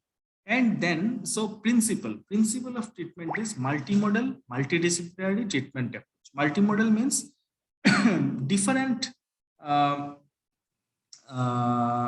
multimodal means we will treat by different methods, like not only pharmacotherapy, it can be pharmacotherapy, it can be intervention, and then psychological support, lifestyle change, even the alternative medicine supports, and then physical medicine support. So these psychiatry and physical medicine has to be supporting you if you are treating a fibromyalgia patient. There is no other option. And then different approaches, like it is not that always our tablets or injections should work. So some non-pharmacological methods are also tried. So that is when modality is different, so that is multimodal. And when all types of disciplines are coming together, as I told, physiotherapist or psychologist, psychiatrist, so then it is multidisciplinary. So in a fibromyalgia patient, you have to involve others also to give a fruitful result, at least into the patient. If not completely curable, but at least we can manage up to a acceptable level. And then individually tailored treatment is an important consideration nowadays. Pharmacologic treatment. So this treatment most of the time is similar to any neuropathic pain treatment. Like peripherally acting agents, NSAID, weak evidence, COX-2 inhibitors, no evidence. So we can see these things doesn't have a option. Simple painkiller we cannot give. Centrally acting agents, TCA or SNRI has the strongest evidence. And then tramadol has moderate evidence. So these things are our, we can prescribe. Anticonvulsant, gabapentin, no evidence. Pregabalin, again, strong evidence. So pregabalin we can prescribe. Then opioids, weak evidence. So tramadol has moderate evidence, but otherwise opioids have weak evidence. So ultimately, FDA approved drug for treatment of fibromyalgia is 3: pregabalin, duloxetine, and milnacipran. These 3 are FDA approved drugs. Then there are some studies which show that these drugs also have some effect. If it may be inadequate, but these also have some effect. One is melatonin, one is coenzyme Q10, and vitamin D and E, and palmitoyl lethanolamide. So these drugs have some positive effect on treatment of fibromyalgia. So this is what we talked about is pharmacological part, pharmacological treatment part. Then comes part of our intervention. Here only trigger point injection is trigger point or tender point injection we can provide to the patient if patient talks about one specific place which is much more painful than others. Otherwise, nowadays dry needling also is being tried, but we have less evidence.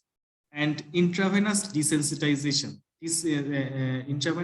systemic desensitization, it is called, which is done by lignocaine or with or without ketamine, NMDA receptor antagonist ketamine. So that is also practiced.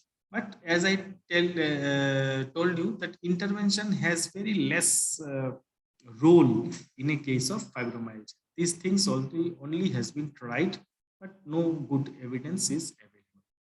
Now comes the main backbone of treatment, that is non-pharmacologic treatment. First thing is education. There are multiple websites. Most of them are European websites, even USA websites of USA also. So those websites are for patient education. We can also provide the link of those education websites so that patient knows what patient has and what other people or with this problem they do. So those patient education part is the very important area of treatment.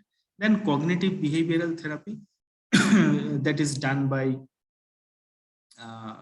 psychiatrist part. So that is also can be done. Aerobic exercise, motto is start low and go slow.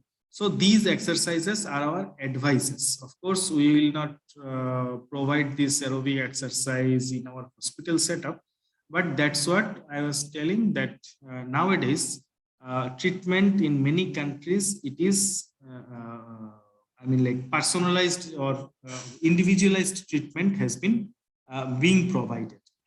People, I mean, all fibromyalgia patients will be called in a group, and then group CBT, cognitive behavioral therapy, or group exercise is being promoted by the hospitals, of course. And then complementary therapies, others are like acupuncture and all, can be tried. So here the most important thing is patient education. Patient should know that what they have, and psychiatric support, psychological support or psychiatric support. And these things are the main non-pharmacological treatment, and which is the most important. So, okay, this is all about fibromyalgia. For this topic may not look much very attractive, but believe me, when you start your practice and start practicing this fibromyalgia, you will get every alternate day or every day one patient. So then you have to tell that what is the treatment goal, how to treat this patient. Yes, fibromyalgia is very common, and you must be knowing everything about fibromyalgia. So it's pathophysiology, how to make a diagnosis, how to treat it, what are the different treatment options. And very important part of the fibromyalgia management is it is not an incurable disease. You always tell when you are making a diagnosis to the patient that here the treatment is like treatment of diabetes, hypertension, hypothyroidism, where you have to continue the medication, continue the treatment for the whole life. It is not just few months treatment which can be curing the diseases. So this is very important message. Otherwise, what will happen? Patient will be coming to you and telling that, okay, when to stop the medicines, how to stop the medicines, how will be getting cured. So these kind of questions will be always there. So always counseling is very important part of the management of the fibromyalgia. Okay, any questions regarding fibromyalgia? Otherwise, Dr. Kanchan is ready with myofascial pain. Okay, Kanchan, you can start. Good evening, sir. Dr. Chavi, we will surely be helping you out. Let us finish our class, because first we'll be finishing the lecture and then only we'll be playing the Kahoot. Just a minute. Dr. Chavi has told. This is what I was telling her. Okay, you okay. answer. She's asking about how it was. Yeah, but then answer is so easy. That's why I told that I just give the answer. Please go ahead, boss. Please answer that if you want. Caps lock is pressed in her keyboard. That's why. Now, Chavi, Dr. Chavi, have you got your answer? Okay, boss, there is a question for you. Is there any role of acupressure or acupuncture in fibromyalgia? As I told you that, these are all alternative treatments. We cannot, if this can be a part of multidisciplinary treatment, but since acupressure or acupuncture doesn't come in our specialty as such, so we will not do that. And there is very less evidence. It is not there. This you cannot say as evidence-based, but of course one can try. Okay, any more questions? So fine, I'm starting with fibromyalgia now. Just give me a second. About Not fibromyalgia, sorry, myofascial. myofascial pain syndrome. I'm so sorry. Fibromyalgia is almost over. So Everybody should remember that these two are not same. And many times these two coexist, means fibromyalgia and myofascial pain might be, because this is many people think that the myofascial pain and fibromyalgia pain are same. It's never same. Completely different pathophysiology, and management also is different. And cure for the myofascial pain is possible. Cure for the fibromyalgia is impossible. Okay, so over to Kanchan. So thank you, sir, for at least telling them the difference. So now they'll keep it in their mind. So this is a newer classification of where they have categorized this myofascial pain syndrome and the fibromyalgia and even the bursitis, tenosynovitis, what we have been reading, we have been teaching you since I think our 10th module. This is like, you have now the soft tissue syndrome. So they have classified into 3 categories. So local soft tissue syndromes, then your regional and your generalized soft tissue pain syndromes. So whatever Dr. Chinmoy was telling you is what it was all about, the generalized soft tissue pain syndrome. That was fibromyalgia. Fine. And what I'll be talking about is your myofascial pain syndrome, and which comes in the category of your regional soft tissue pain syndrome.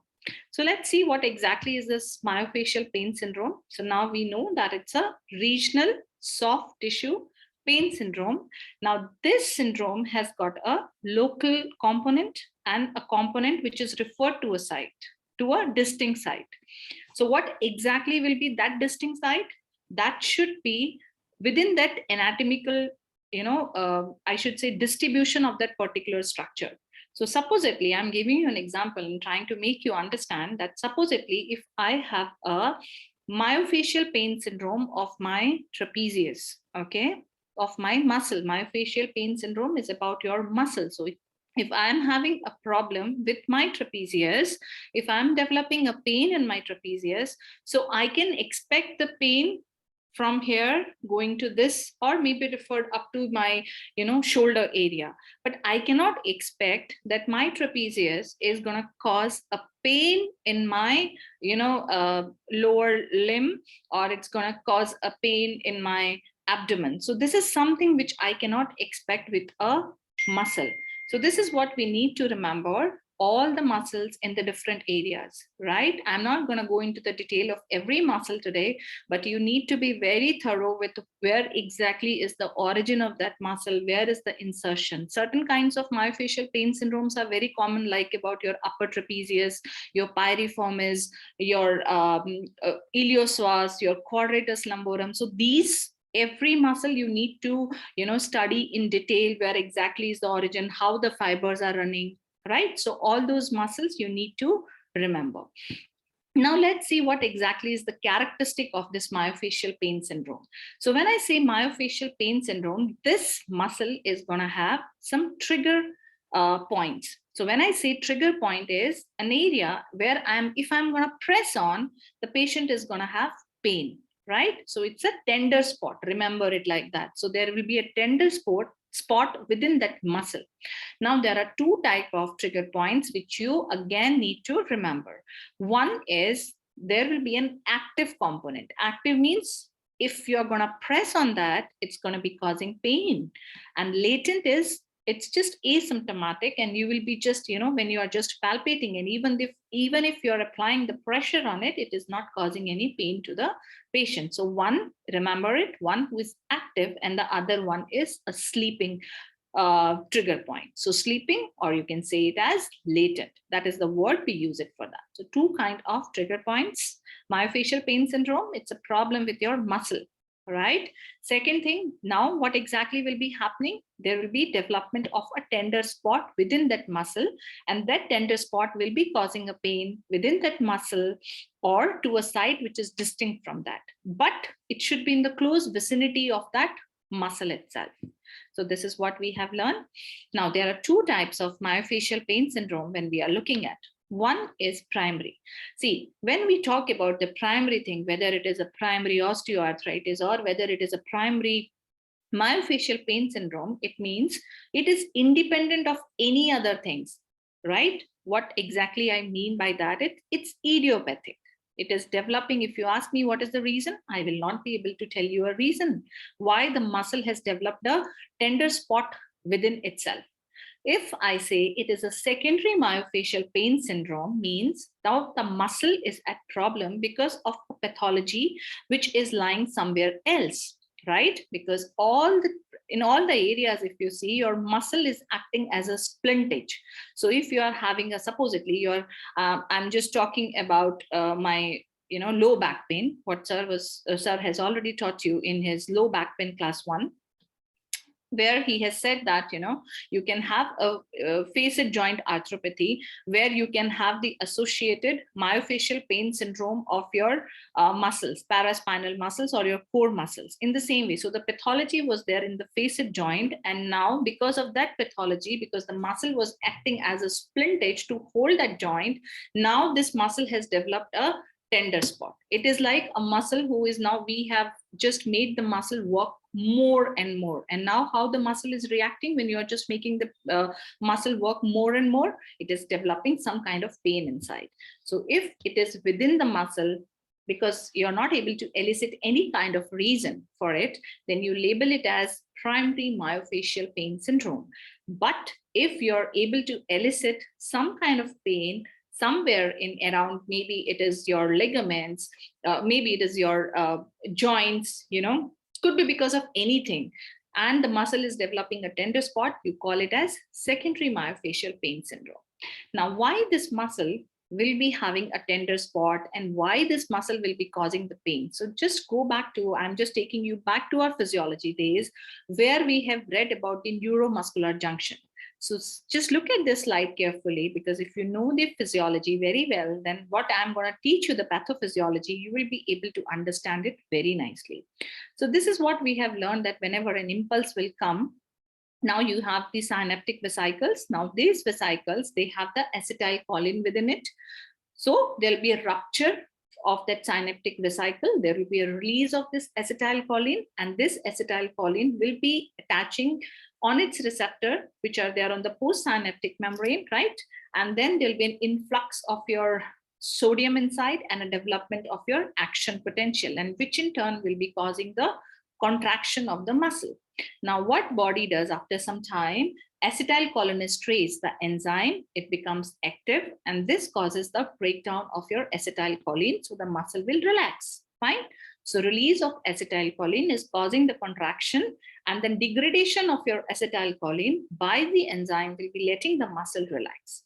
Now, what happens in this myofascial pain syndrome is, initially, the first theory was given by Simmons, and there are 2 books by him, 2 volumes on myofascial pain syndrome, volume 1 on the upper limb, volume 2 on the lower limb.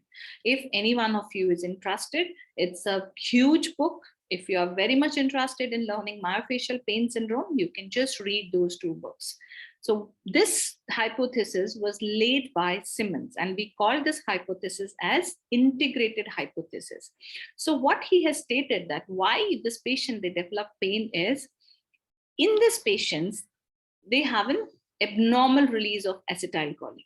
So if there is an abnormal release, what it is going to cause? We have learned that there will be a development of action potential and there will be a contraction of the muscle. So when there is a contraction of the muscle, the tension inside the muscle will be increasing. So there'll be a restriction of the blood flow. There will be hypoxia, which will set in, and there'll be a disruption of your mitochondrial metabolism, release of your sensitizing substance, and then pain and tenderness. Fine.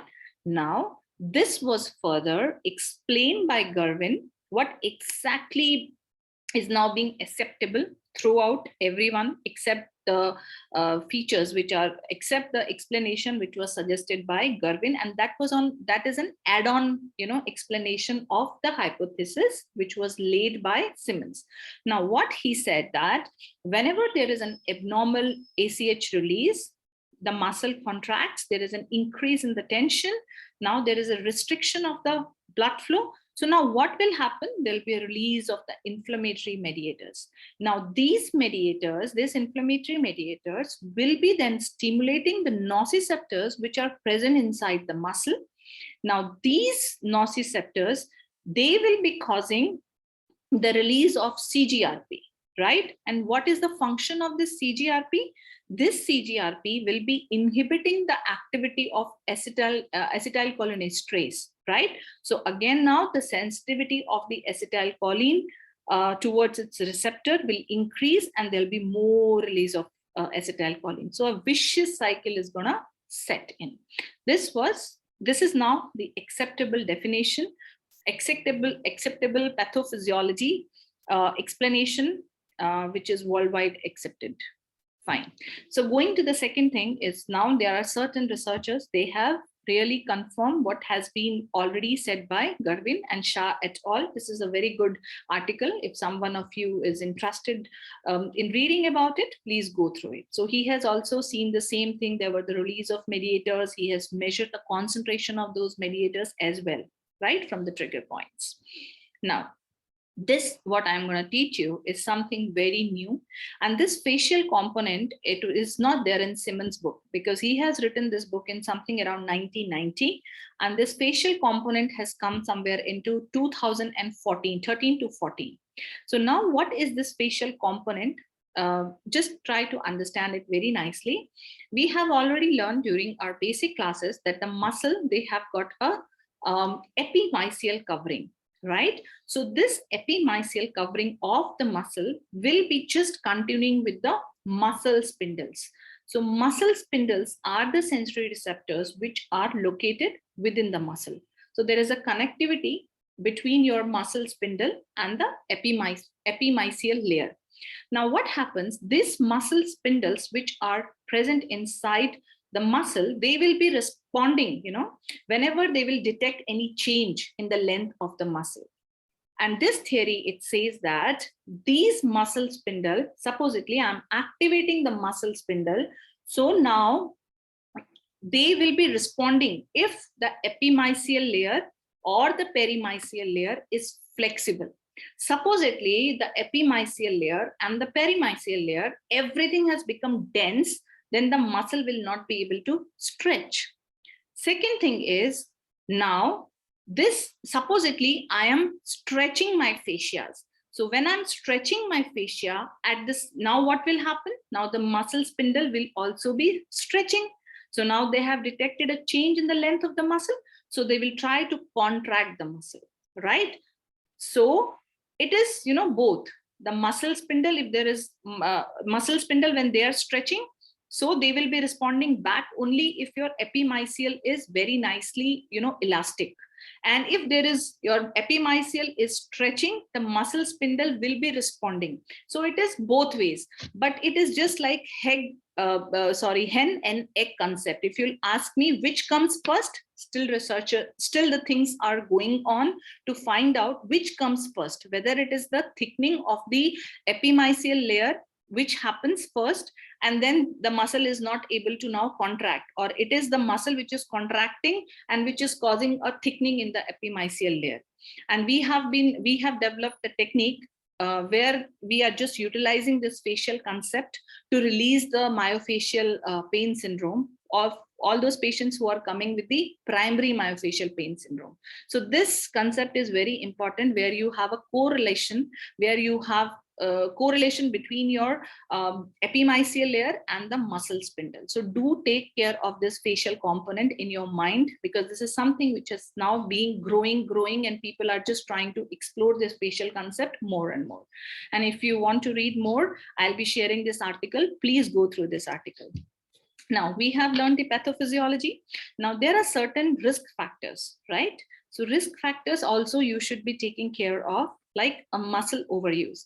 Nowadays, we all have been sitting in front of the computer, and because, you know, of this corona and all, most of the times we are in front of our computers just trying to, you know, stretch, like I'm just talking about the upper traps right now. So if I'm just trying to, you know, stretch my upper trap, so what am I doing? I'm just overusing my muscle, right?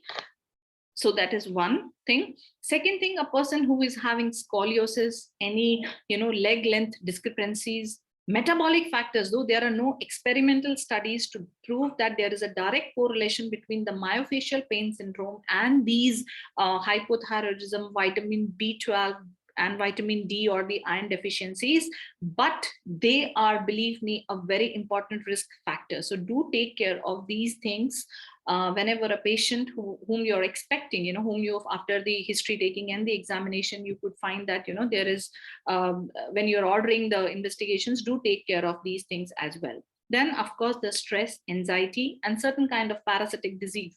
Also, they say that, you know, they are also the risk factors of that. Fine. Now, how exactly will be the clinical presentation of a patient who is having a myofascial pain syndrome? So he'll be just coming to you and he'll be telling, if you ask how exactly is your pain, he'll be saying something which is aching, like, you know, I'm just telling you about the upper trap so that you can see me and you can correlate. He'll be saying, I don't know, it's paining from here. If you ask me from where to where it is going, they'll say, I know, from here to here, or sometimes they will say even, you know, to my back, it is paining. This pain will be confined, again, I'm telling, to a specific anatomical region.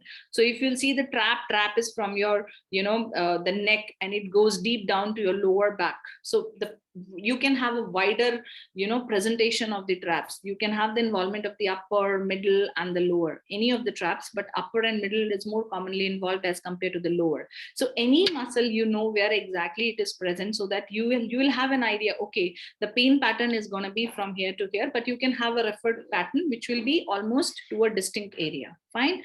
But now the new studies are coming up where they are saying that, you know, these referral patterns, you should know where exactly that muscle is, you know, located, so that you should have an anatomical knowledge of that muscle.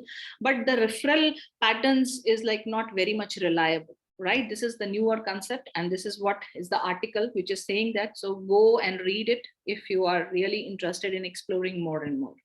Second thing, how are you supposed to make a diagnosis? Now he has said a deep aching pain, and you have found out it is here to here. Now, second thing is you are going to do the palpation, right?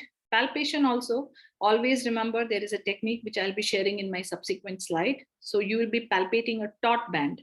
So you will have a tender spot, means a particular spot which will be painful, and then you will be able to see a band-like, you know, thickening of the fibers, I should say. So something which is elevated, and if you'll keep on palpating, you will be able to feel that. That is what we call it as taut band. Then of course a spot of tenderness in that taut band which I was telling you. And if you're going to press it, the patient will be saying, oh my God, squeezing their face, or they'll be saying, oh, it's very painful, what are you doing? This will be the reaction of the patient. Second thing, if you're testing the range of motion of that particular, you know, associated joint, that is going to be restricted. So these are the certain essential criteria which has to be there. Second thing is something called as confirmatory observation. So whenever you are just pressing on that, you will be able to see a contraction of that muscle fiber, right? Either you will be able to visualize it, that particular, you know, a flickering movement, you will be able to visualize it. Or if you are putting, you know, your hand over there, you will be able to feel it, right? And of course, when you're pressing on the taut band, supposedly there is a taut band and I'm just complaining of my pain somewhere here. And if I have sent the patient for EMG of my particular that muscle, then you will be able to see the spontaneous electrical activity, right? So there are certain essential clinical criteria which needs to be there. And there are certain confirmatory observations which are also very much important.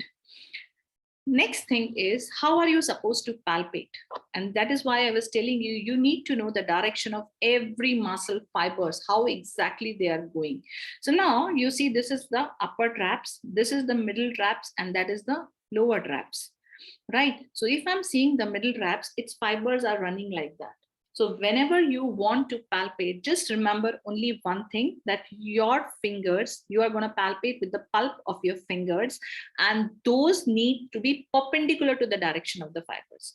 Now, so perpendicular, if you know the direction of the fibers, then you can just make your finger, if they are running like this will be the perpendicular thing. If they're running like this will be the perpendicular thing, right? So you need to always palpate with the pulp of your fingers, and the palpation needs to be in a perpendicular manner to the direction of the fibers, right? When you're palpating, you will be able to see some bumpy thing, something like that. That is what we have been calling as your Todd band, right? Now, what exactly is going to help you then? Other modalities, that is ultrasound. So in ultrasound, you will be able to see, if you know how exactly the muscles, now by this time, all of you must be, aware of how exactly a muscle will look like. So if instead of that hypoechoic and hyperechoic, the lines, if you are able to see a big hypoechoic, area, a spherical elliptical area inside the muscle, so that is suggestive of your trigger point. Once you have done the clinical examination, once you have taken the history, okay, you're able to palpate, you can just put the probe and see whether whatever you have thought of is correlating with your USG findings or not. So that is also another modality to help you. Now, coming to the treatment. So treatment is these, all the physical therapies here, they play a very important role, like your TENS, low level leisures. Stretching techniques are very, very important, right? Isometric relaxations, this is important. Trigger point release, this is something, where you don't have to do any intervention, and this is usually done by the physiotherapist, where they give, they identify your trigger point, and then with the pulp of the thumb, they just give a pressure and sustained pressure for some few seconds, and which really helps in, releasing the trigger point. And there are other things as a chronic pain physician, because these are all being done by the physiotherapist. What is more important for you is to give an anti-inflammatory and a muscle relaxant, right? And if you really want to go for any investigations, just think of the risk factors, that is TSH, B12, right? And your vitamin D assays and HP, because iron deficiency is also one of the risk factors. So just write the necessary investigations. Do not try to just fill your prescription with lots and lots of investigations if you are expecting a myofascial pain syndrome. Then how are you supposed to confirm your diagnosis? If you ask me how to confirm my diagnosis, just put a local inside the trigger, and if the pain goes off, this is how you're going to confirm. There is no other confirmatory things to confirm your myofascial pain syndrome. Now, what else as a pain physician we can do? We can just inject the local with the steroid inside the trigger point. And nowadays, we have been doing the hydrodissection of the facial planes. Why? Because of the epimysial concept, the facial concept. Like for the upper traps, we have really developed our own technique, which is under publication, and all of you will be just listening, all of you will be able to see that technique very soon in papers. We have given a name, that is the SADS technique for it, where we, if supposedly a patient who comes with our upper traps or the rhomboids myofascial pain syndrome, we do the hydrodissection with 5% dextrose, 5 to 10 ml in two facial plane, one facial plane between the traps and the levator scapulae, and another facial plane between the levator scapulae and your serratus posterior superior, right? And this is really given amazing results, and we are still working on it. Fine.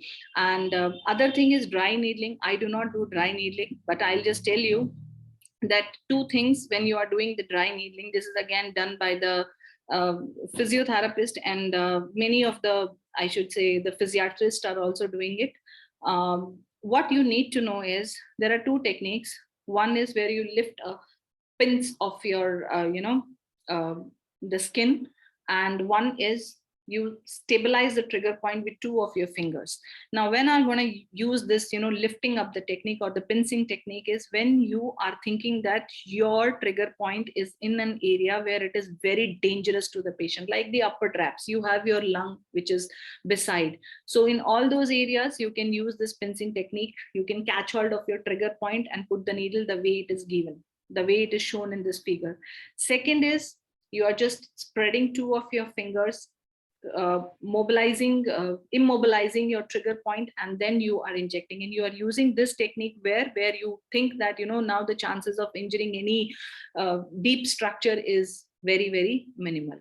So these are the 2 ways, though I am not doing it, but I still wanted, if some of you want to learn, there are ample amount of papers on dry needling, but just keep this thing in mind. But as a pain physician, as a musculoskeletal pain physician, I would suggest to go for a trigger point, local anesthetic with steroid in the trigger point, and that to do it under ultrasound if you can, or you go for the hydrodissection of the nerve in the interfacial plane, especially for these upper areas, and rest we are still working on it.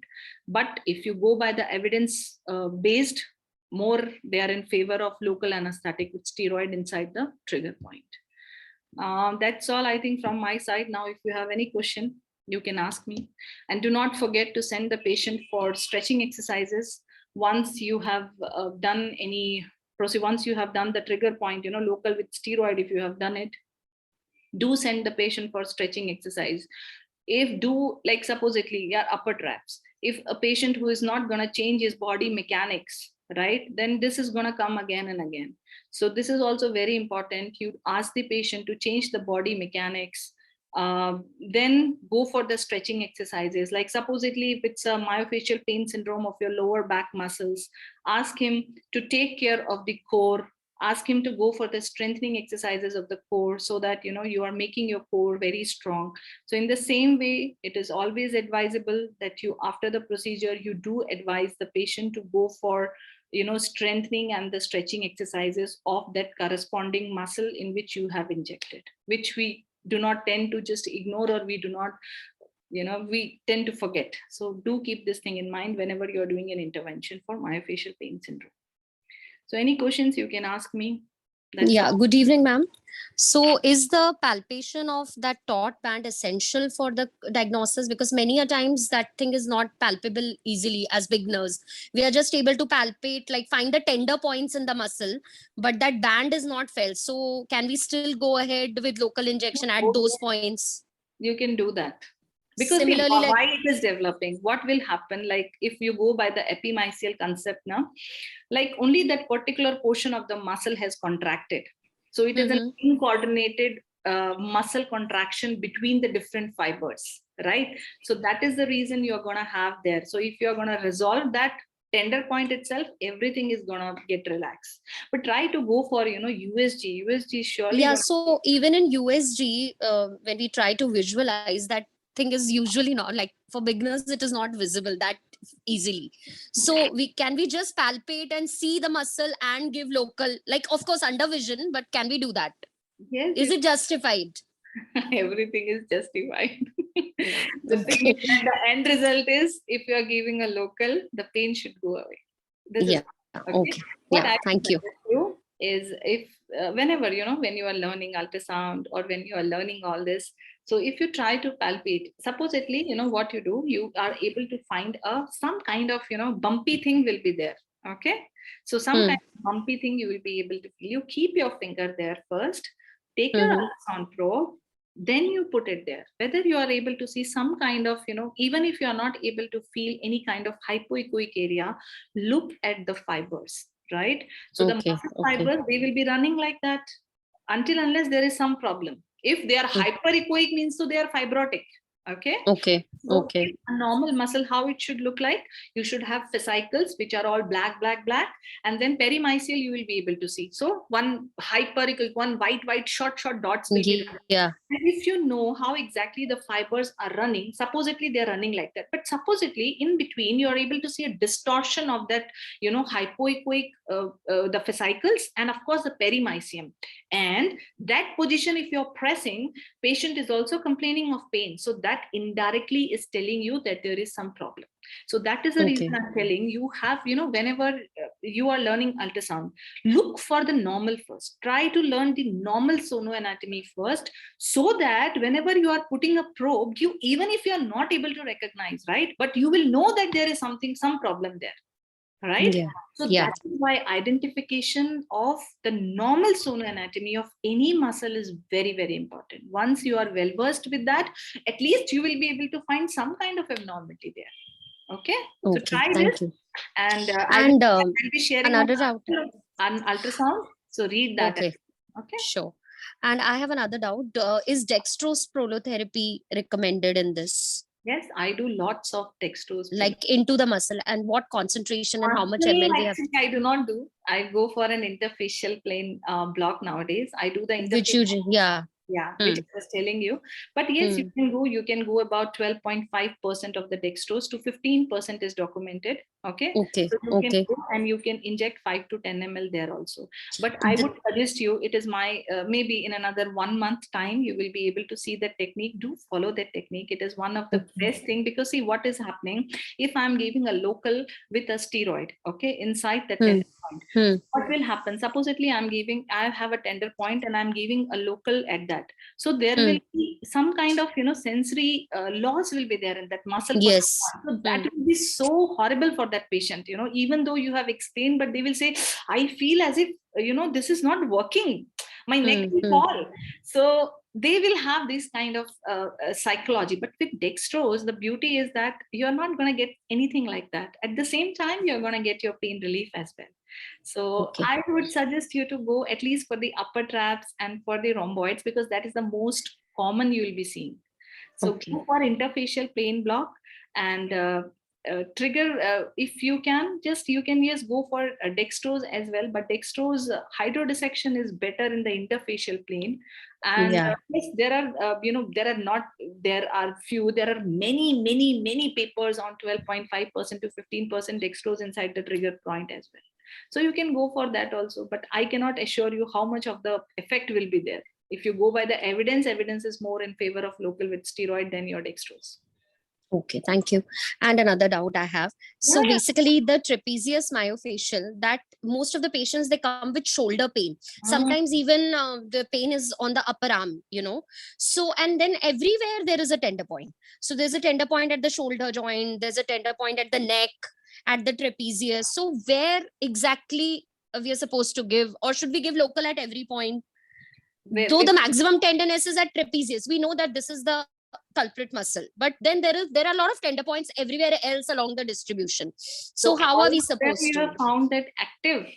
No, just I'm telling clinical examination. Like if you press, the patient screams, and there are 4-5 points where the patient would say, okay, this is very tender, and they have this wincing, but not with USG. We have not seen with USG, and no taut band we are yet to we have not been able to do that, but you need to give it at the active, the most tender point. Okay, so and another thing I used to add, that if you are having the multiple trigger points, then or tender points, you review your diagnosis. Multiple, more than 3, 4, or 5 tender point, what you are telling, that is same in the fibromyalgia. Myofascial pain, the lot of trigger points are not usually present. It is extremely rare. And what is important, that you need not give injections everywhere. Where you will be getting the active trigger point, where you will be getting some twitching on the palpations or other clinical tests are positive, there only you do. Only some tender points are there, and you are just going to prick it. And if it is it is not recommended. And also, if it is really multiple site, then you have to review it whether this is something else, like fibromyalgia or something else. Okay, thank you, sir. Yeah, thank you. Or it can be sometimes your rheumatoid arthritis, it can be your spondyloarthritis. So all those things need to be ruled out if you are really seeing lots of tender points and trigger points everywhere. Okay, thank you, sir. Okay, this is what I was about to tell you, that try to look for then the, it is the secondary. So you have to look for the primary. Then there might be some other, it's like you have given a trigger point injection. After some few few days it has come back again. It means there was something primary which you have missed, and that was a secondary trigger point which has come in. So do take care of the primary pathology as well, because trigger points are not always primary. They can be secondary trigger points also. So try to rule out the secondary causes as well. Okay, thank you so much. Any more questions? Will last class recordings be available for? Yes, Dr. Asif, you can listen to the recordings till Thursday. Nicely. Okay, I'm starting Kahoot if you don't have any questions. Chavi, is your problem solved, Dr. Chavi? No, ma'am, I am not able to. Okay, I'll try to help you out today. Actually, ma'am, I'm not able to like my Kahoot ID is Show me. B727. Can you please show me on your screen what exactly is the problem so that I can sort it out? Ma'am, I'll try to show. I'm not very good with technology. The problem is whenever I log in with Kahoot, they ask me to enter the PIN. So like my PIN is B727. Okay. So on the keypad there is a number 2. With that number I have ABC written, but I'm not able to press B. Whenever I press Please do one thing. You log in with your name itself today. Okay. You type CHHAVI. You type but that is the problem. I'm not able to type the numerals only. That is my problem. I was having the same problem. The pin is different. It is written the B whatever that B273 is my that is my ID. That has not to be entered in the game pin. The game pin is different. It is written. Oh, she's trying to enter the nickname. Oh, that is your nickname. Thank you, Preeti. I think it was. Thank you, Dr. Preeti. No, not Preeti, Dr. Sanchita. Yes. Oh, thank you. Madam, I'm from Bangladesh. I'm from Bangladesh. During answering Kahoot, due to network failure, I cannot answer some question.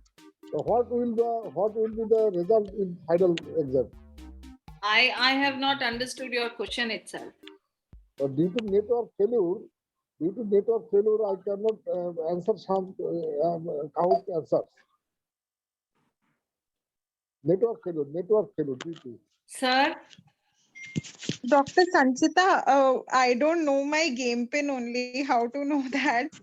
Game pin is there. See, 1215273777. It's written on the Zoom screen. What happened? Okay. Can you please help? Somebody is asking something from Bangladesh. I'm not able to understand actually. What was the question? What was the problem? Sir, I want to say Bengali. What? Network ফেলিউরের জন্য কাউন্টে কোনো সময় উত্তর দেওয়া যায় না, সেইটা কি হবে স্যার? কি বুঝলাম না, আরেকটু জোরে বলো। মানে অ্যানসার দেওয়ার সময় নেটওয়ার্ক ফেলিউর হয়ে যায়, তাহলে সেটা নেগেটিভ অ্যানসার হয়ে আসবে। If your network is not working during when you are answering it, it will be counted as negative or no answer. It will be basically no answer, not negative. It will be as a no answer. Okay, it will be registered as no answer. Who has registered as M? A, B, C, D, E, F, G, H. Don't put all this as a nickname. B752. Dr. Chavi, are you able to log in now? Yes, ma'am. I think I have logged in. Thank you so much. What is your nickname now? Let me find out. Ma'am, B727. So I can see it on the screen. Great. Happy? Okay. Yes, ma'am. Thank you, Dr. Sanchita. I'm so thankful to you. Thank you, Dr. Sanchita. Who is this Dr. PR? Oh, we don't have any nickname as PR. No, that's me, Dr. Preeti, but I'm somehow not able to enter the number. So I just wrote the initials. So you have... you could have written... I don't know. There is some issue with the other device. The numericals are not getting typed. Okay, so you could have written Preeti. That would have sounded better. Okay, fine. So let's begin with Kahoot now. Madam, can we have a class on basic methods of ultrasound? Physiotherapy? Physiotherapy, Are Baba, how to take that class? Because none of us, we are practicing physiotherapy. Okay, okay. Then we have to call some physiotherapist to take the class. You do one thing, you send the patient to physiotherapist. They will take care. No, just for an academic idea. For knee, you write the quadriceps strengthening and stretching exercises. Send them, they will take care. So I really don't know if sir, are you Yes, there? yes. They want a class on physiotherapy.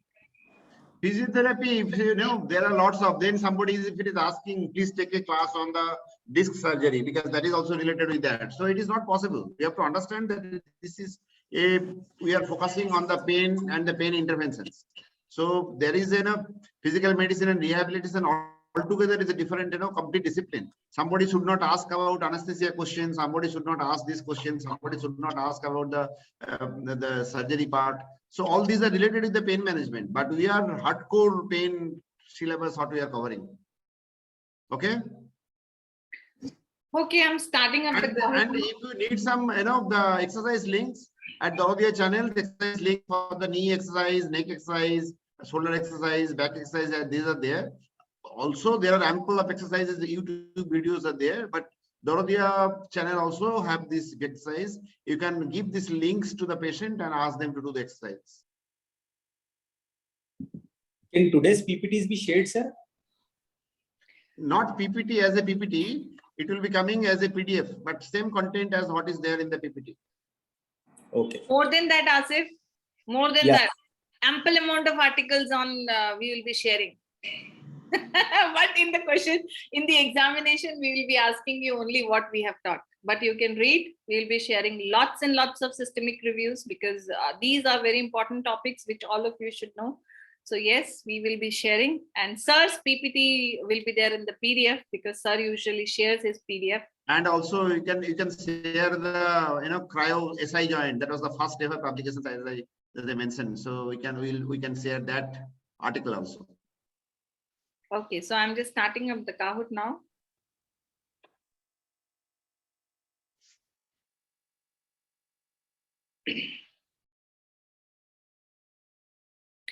All are characteristics of fibromyalgia except headache, depression, common in females, bipolar disorder.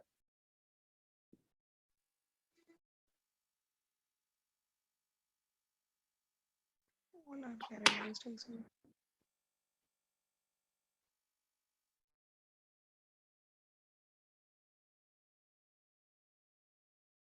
So yes, bipolar disorder is not a characteristic of fibromyalgia. Why it is called cool RF? Patient feel cold during procedure. It is a cold lesion at -80 degrees centigrade. OT temperature must be kept below 20 degrees during the procedure. Water at room temperature is circulated within the needle.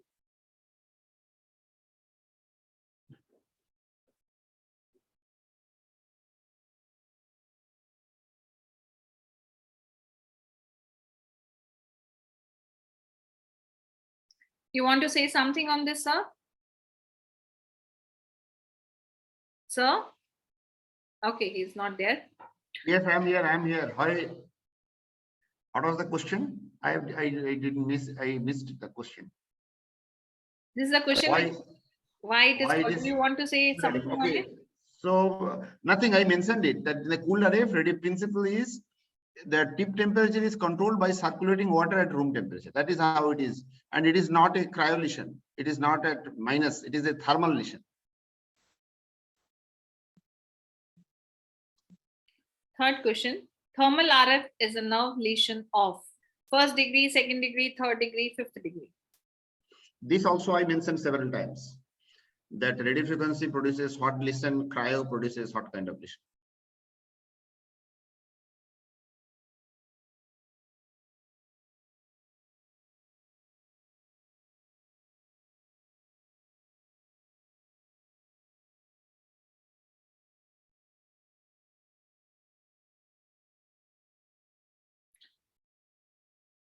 Still, I think many of them, they have got a confusion. Yes, I mentioned it clearly that the Second degree means all the coverings of the nerves are intact. That means endoneurium, perineurium, epineurium, everything is intact so that the regeneration will be perfect in the second degree, and that is possible in the cryoneurolysis. So regeneration will be perfect, there will be no deafferences and pain. And for the radiofrequency, it will be third degree and fourth degree. Fourth degree was not given choice here, third and fourth degree. What is the advantage?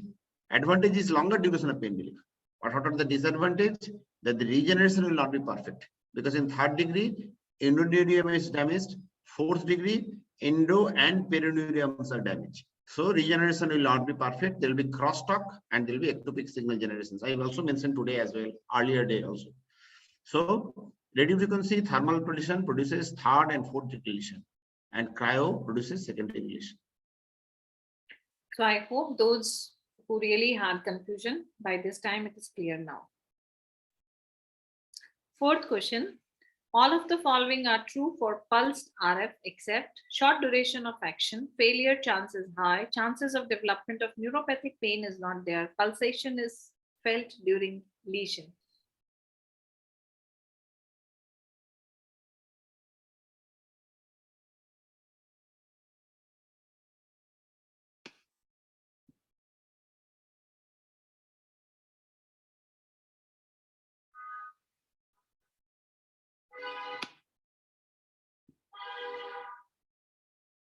Still some, you know, when Kanchan was reading out this lesion, these answers, he was trying to suppress his smile.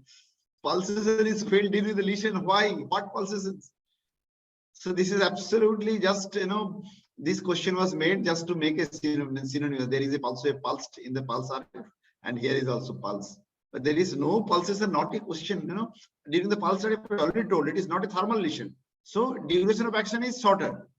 Failure rate is very high because it is not a thermal lesion. It is an electromagnetic field lesion.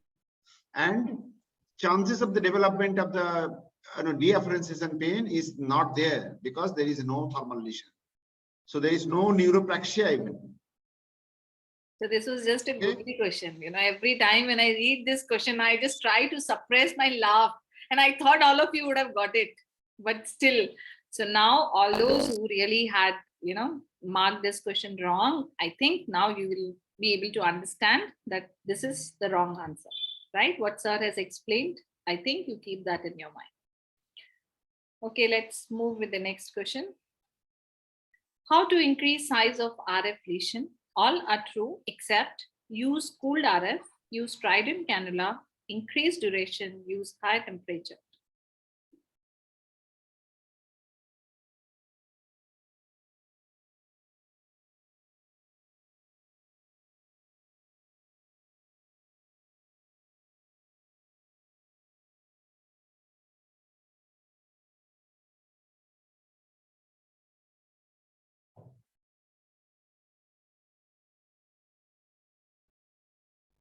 Okay, many answered wrong here. There is a, you know, some of you might be having the confusion.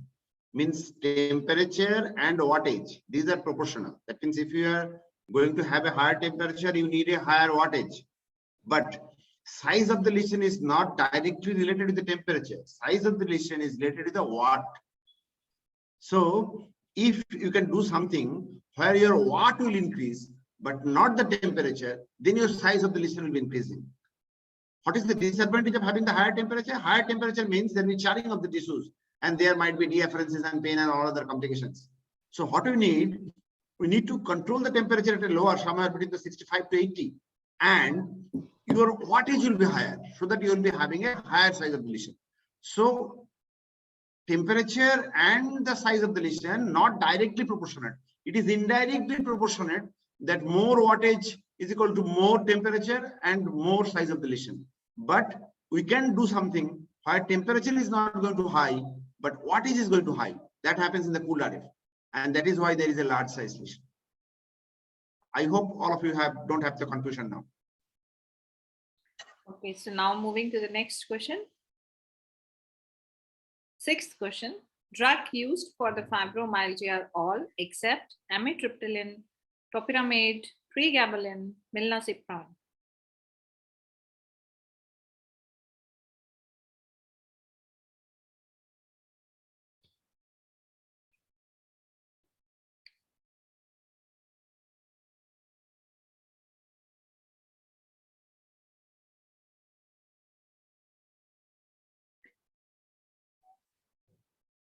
You want to say something? No, topiramate is a very common drug for migraine, but not for the fibromyalgia. If suppose some fibromyalgia patient is also suffering from migraine, then you can add topiramate. But otherwise, other three are very useful drug for the migraine. Sorry, fibromyalgia.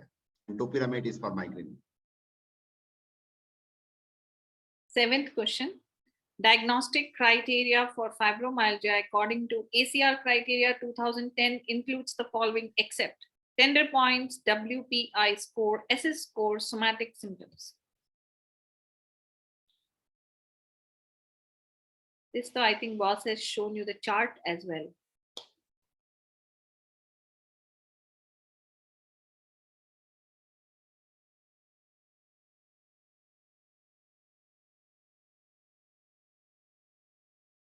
So tender point palpation was the criteria by 1990 criteria. But 2010 tender point criteria is not, you need not elicit any tenderness.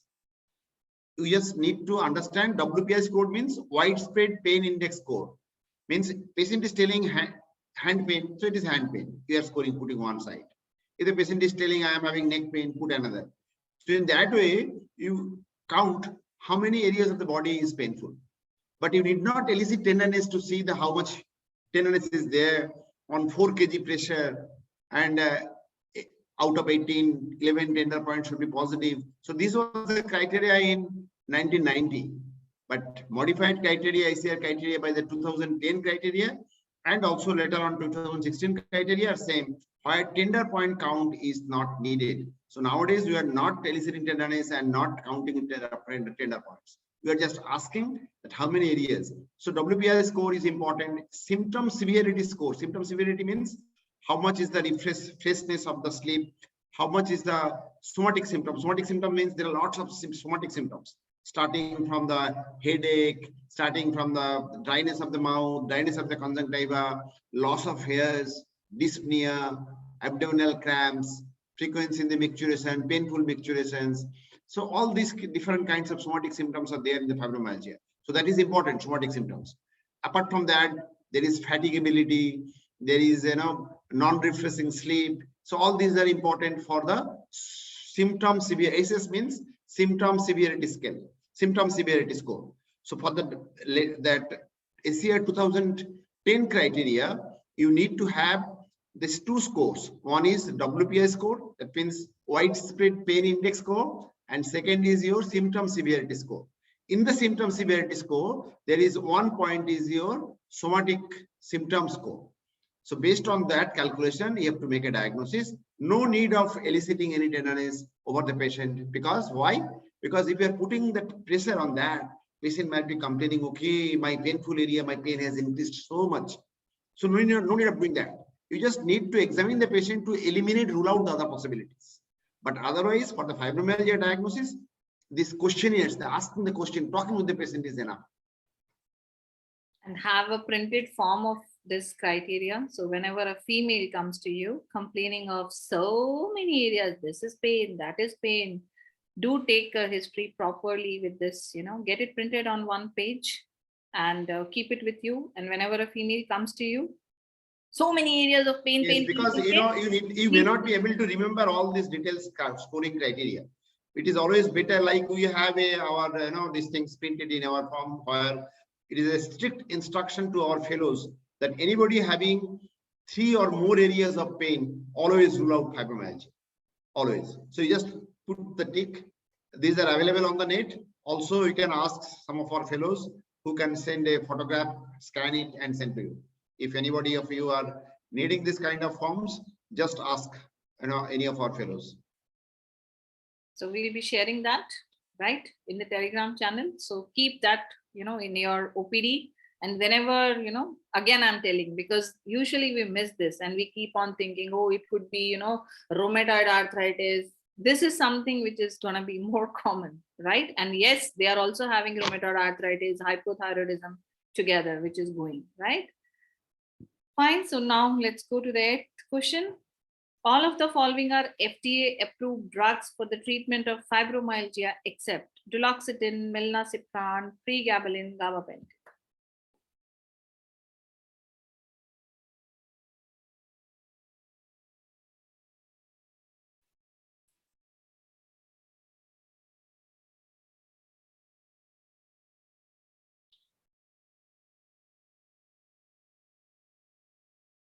So gabapentin and pregabalin is similar. So if somebody is asking why pregabalin is approved, gabapentin not, what is the answer? Answer is all these recommendations, all these, these guidelines are based on the number of published literature. So if the published literature are lacking, it do not come as a recommendation. So gabapentin is also a good drug for the fibromyalgia, but still the number of publications are lacking in favor of gabapentin, and that is the reason why it is still not approved by the other drugs are there, which is not approved, but still it is used. The reason is it's in the book, in the literature it is mentioned, but that literature is not enough to have the recommendation. Like amitriptyline is also a drug, important drug. Gabapentin is also an important drug, but they are not US FDA approved. The reason is inadequate number of publications in favor of these drugs. And one thing I want to tell you about duloxetine. Duloxetine causes very severe nausea. So whenever you are prescribing duloxetine, do explain about the nausea to your patients. Otherwise, they'll be calling you in the morning because they'll be taking it in the night. They'll be calling in the morning. What drug you have given? I have developed anorexia. I feel like vomiting. So do tell them that this is self-limiting. Okay.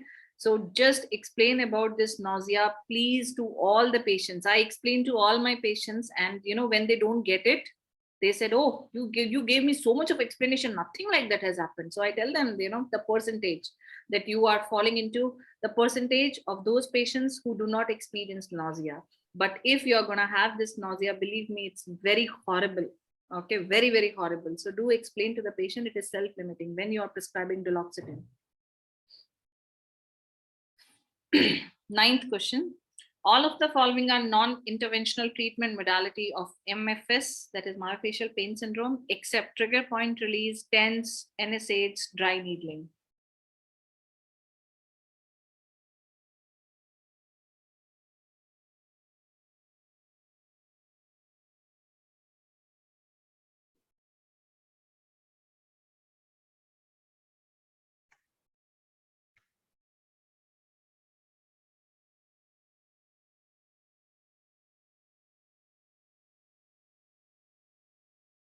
Oh, many of you have marked non-interventional. I've just changed. It was conservative. So I changed it to non-interventional. It was there in the slide, right? Trigger point release. Some of you have marked it. I taught you that also. They do it with the pulp of the thumb. So we are not doing any kind of intervention on the patient. Same is TENS. We are not doing any kind of intervention. NSAIDs, they are just the tablets. The patient will be eating them. So no intervention. But dry needling, itself, you have a needle, you're going to poke it inside the patient. So that becomes interventional treatment, isn't it? That's why this is odd one out. So fine, moving to the last question of the day. All of the following are essential criteria of myofascial pain syndrome except spontaneous electrical activity on EMG, restricted range of motion, patient recognition of elicited pain, palpable taut band.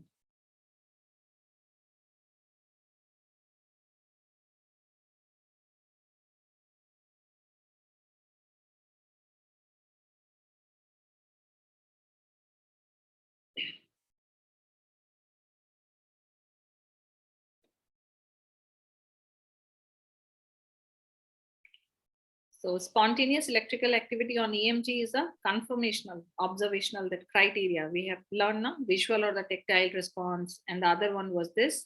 Rest of them, they are the essential clinical criteria. So with that, let's see who is on the podium.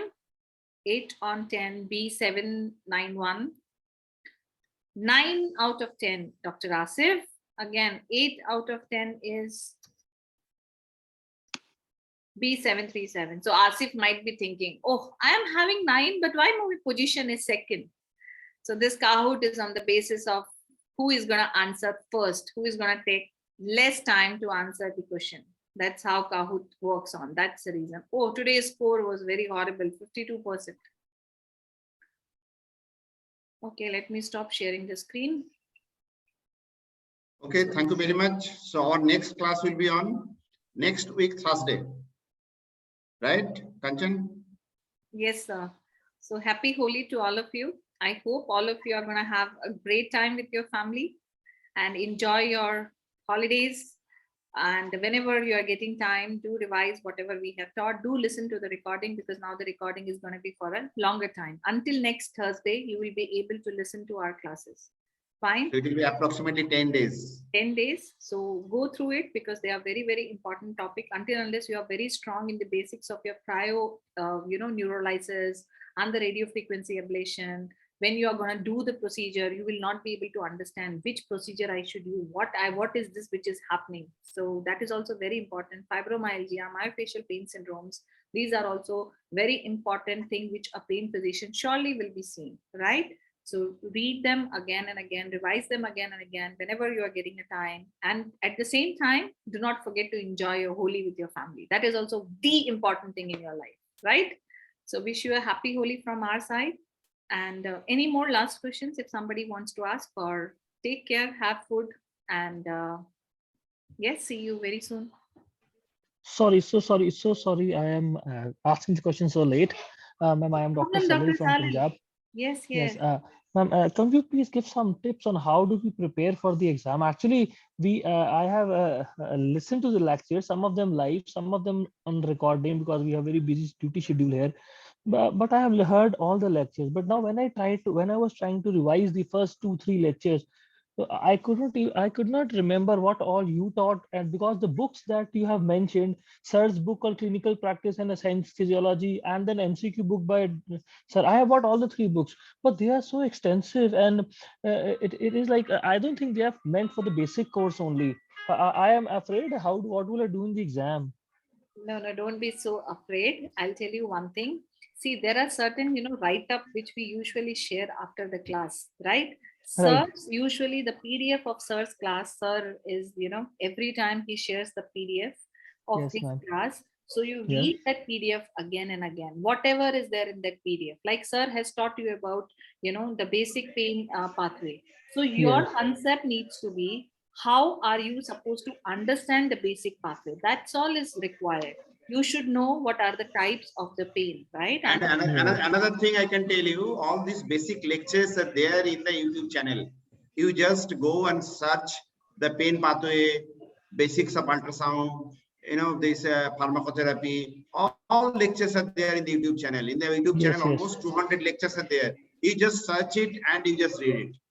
Right. So thank you And Dr. so much. Salil, what you can do is you can just write down, so that it is easy for you. When you are going to revise it, you write it down, and whenever you are listening to a YouTube video, what are the silent features you have understood from that lecture? Okay. In your initial days, it's always better you write it down. Yes, I do that. Yes, right. So you just keep on revising, because see, the way we have been playing Kahoot, you would have seen that all our questions are basically from the lectures which we have taken. We do not Yes. believe in taking some difficult questions, or we are not that kind of people. We always believe in letting all of you pass. We all believe in giving you only the basic knowledge, because it's a basic course, right? We have advanced course, we have other courses as well. So basic course, just have a basic knowledge of the pain physiology, basic knowledge of an ultrasound, basic knowledge of just a shoulder pain, elbow pain, few important pathologies you need to know, and the post-herpetic neuralgia, how will be the presentation, how are you going to treat that patient, what is, like today we have taught about the myofascial. So you should know just important few silent features, because it is just the beginning of something. And then you have lots of years to go where you can just explore more, where you can expand yourself more, right? So just read the basic thing. And I will be sharing all the video link, because every lecture is there on YouTube, right? You can listen all the basic class lectures, all the clinical method lectures are there in the YouTube channel for free. You just type it down in the search box of your, and that is the reason why we are asking that everybody should be subscribing to our YouTube channel, and you'll be getting everything there. Don't worry, you just search it and you'll be getting it. So you go to the playlist. There is a playlist for the clinical method.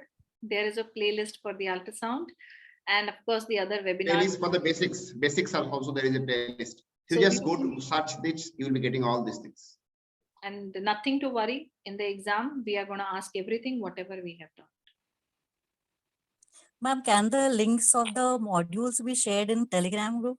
I have already shared all the links of the module. It's already there. If you want, I'll share it again. Thank you so much, ma'am. Okay. Yeah. Okay, so let us end today's session. Good night, everybody, And take care. Bye-bye. and happy Holi. Yeah, happy Holi to you all, sir. Thank you.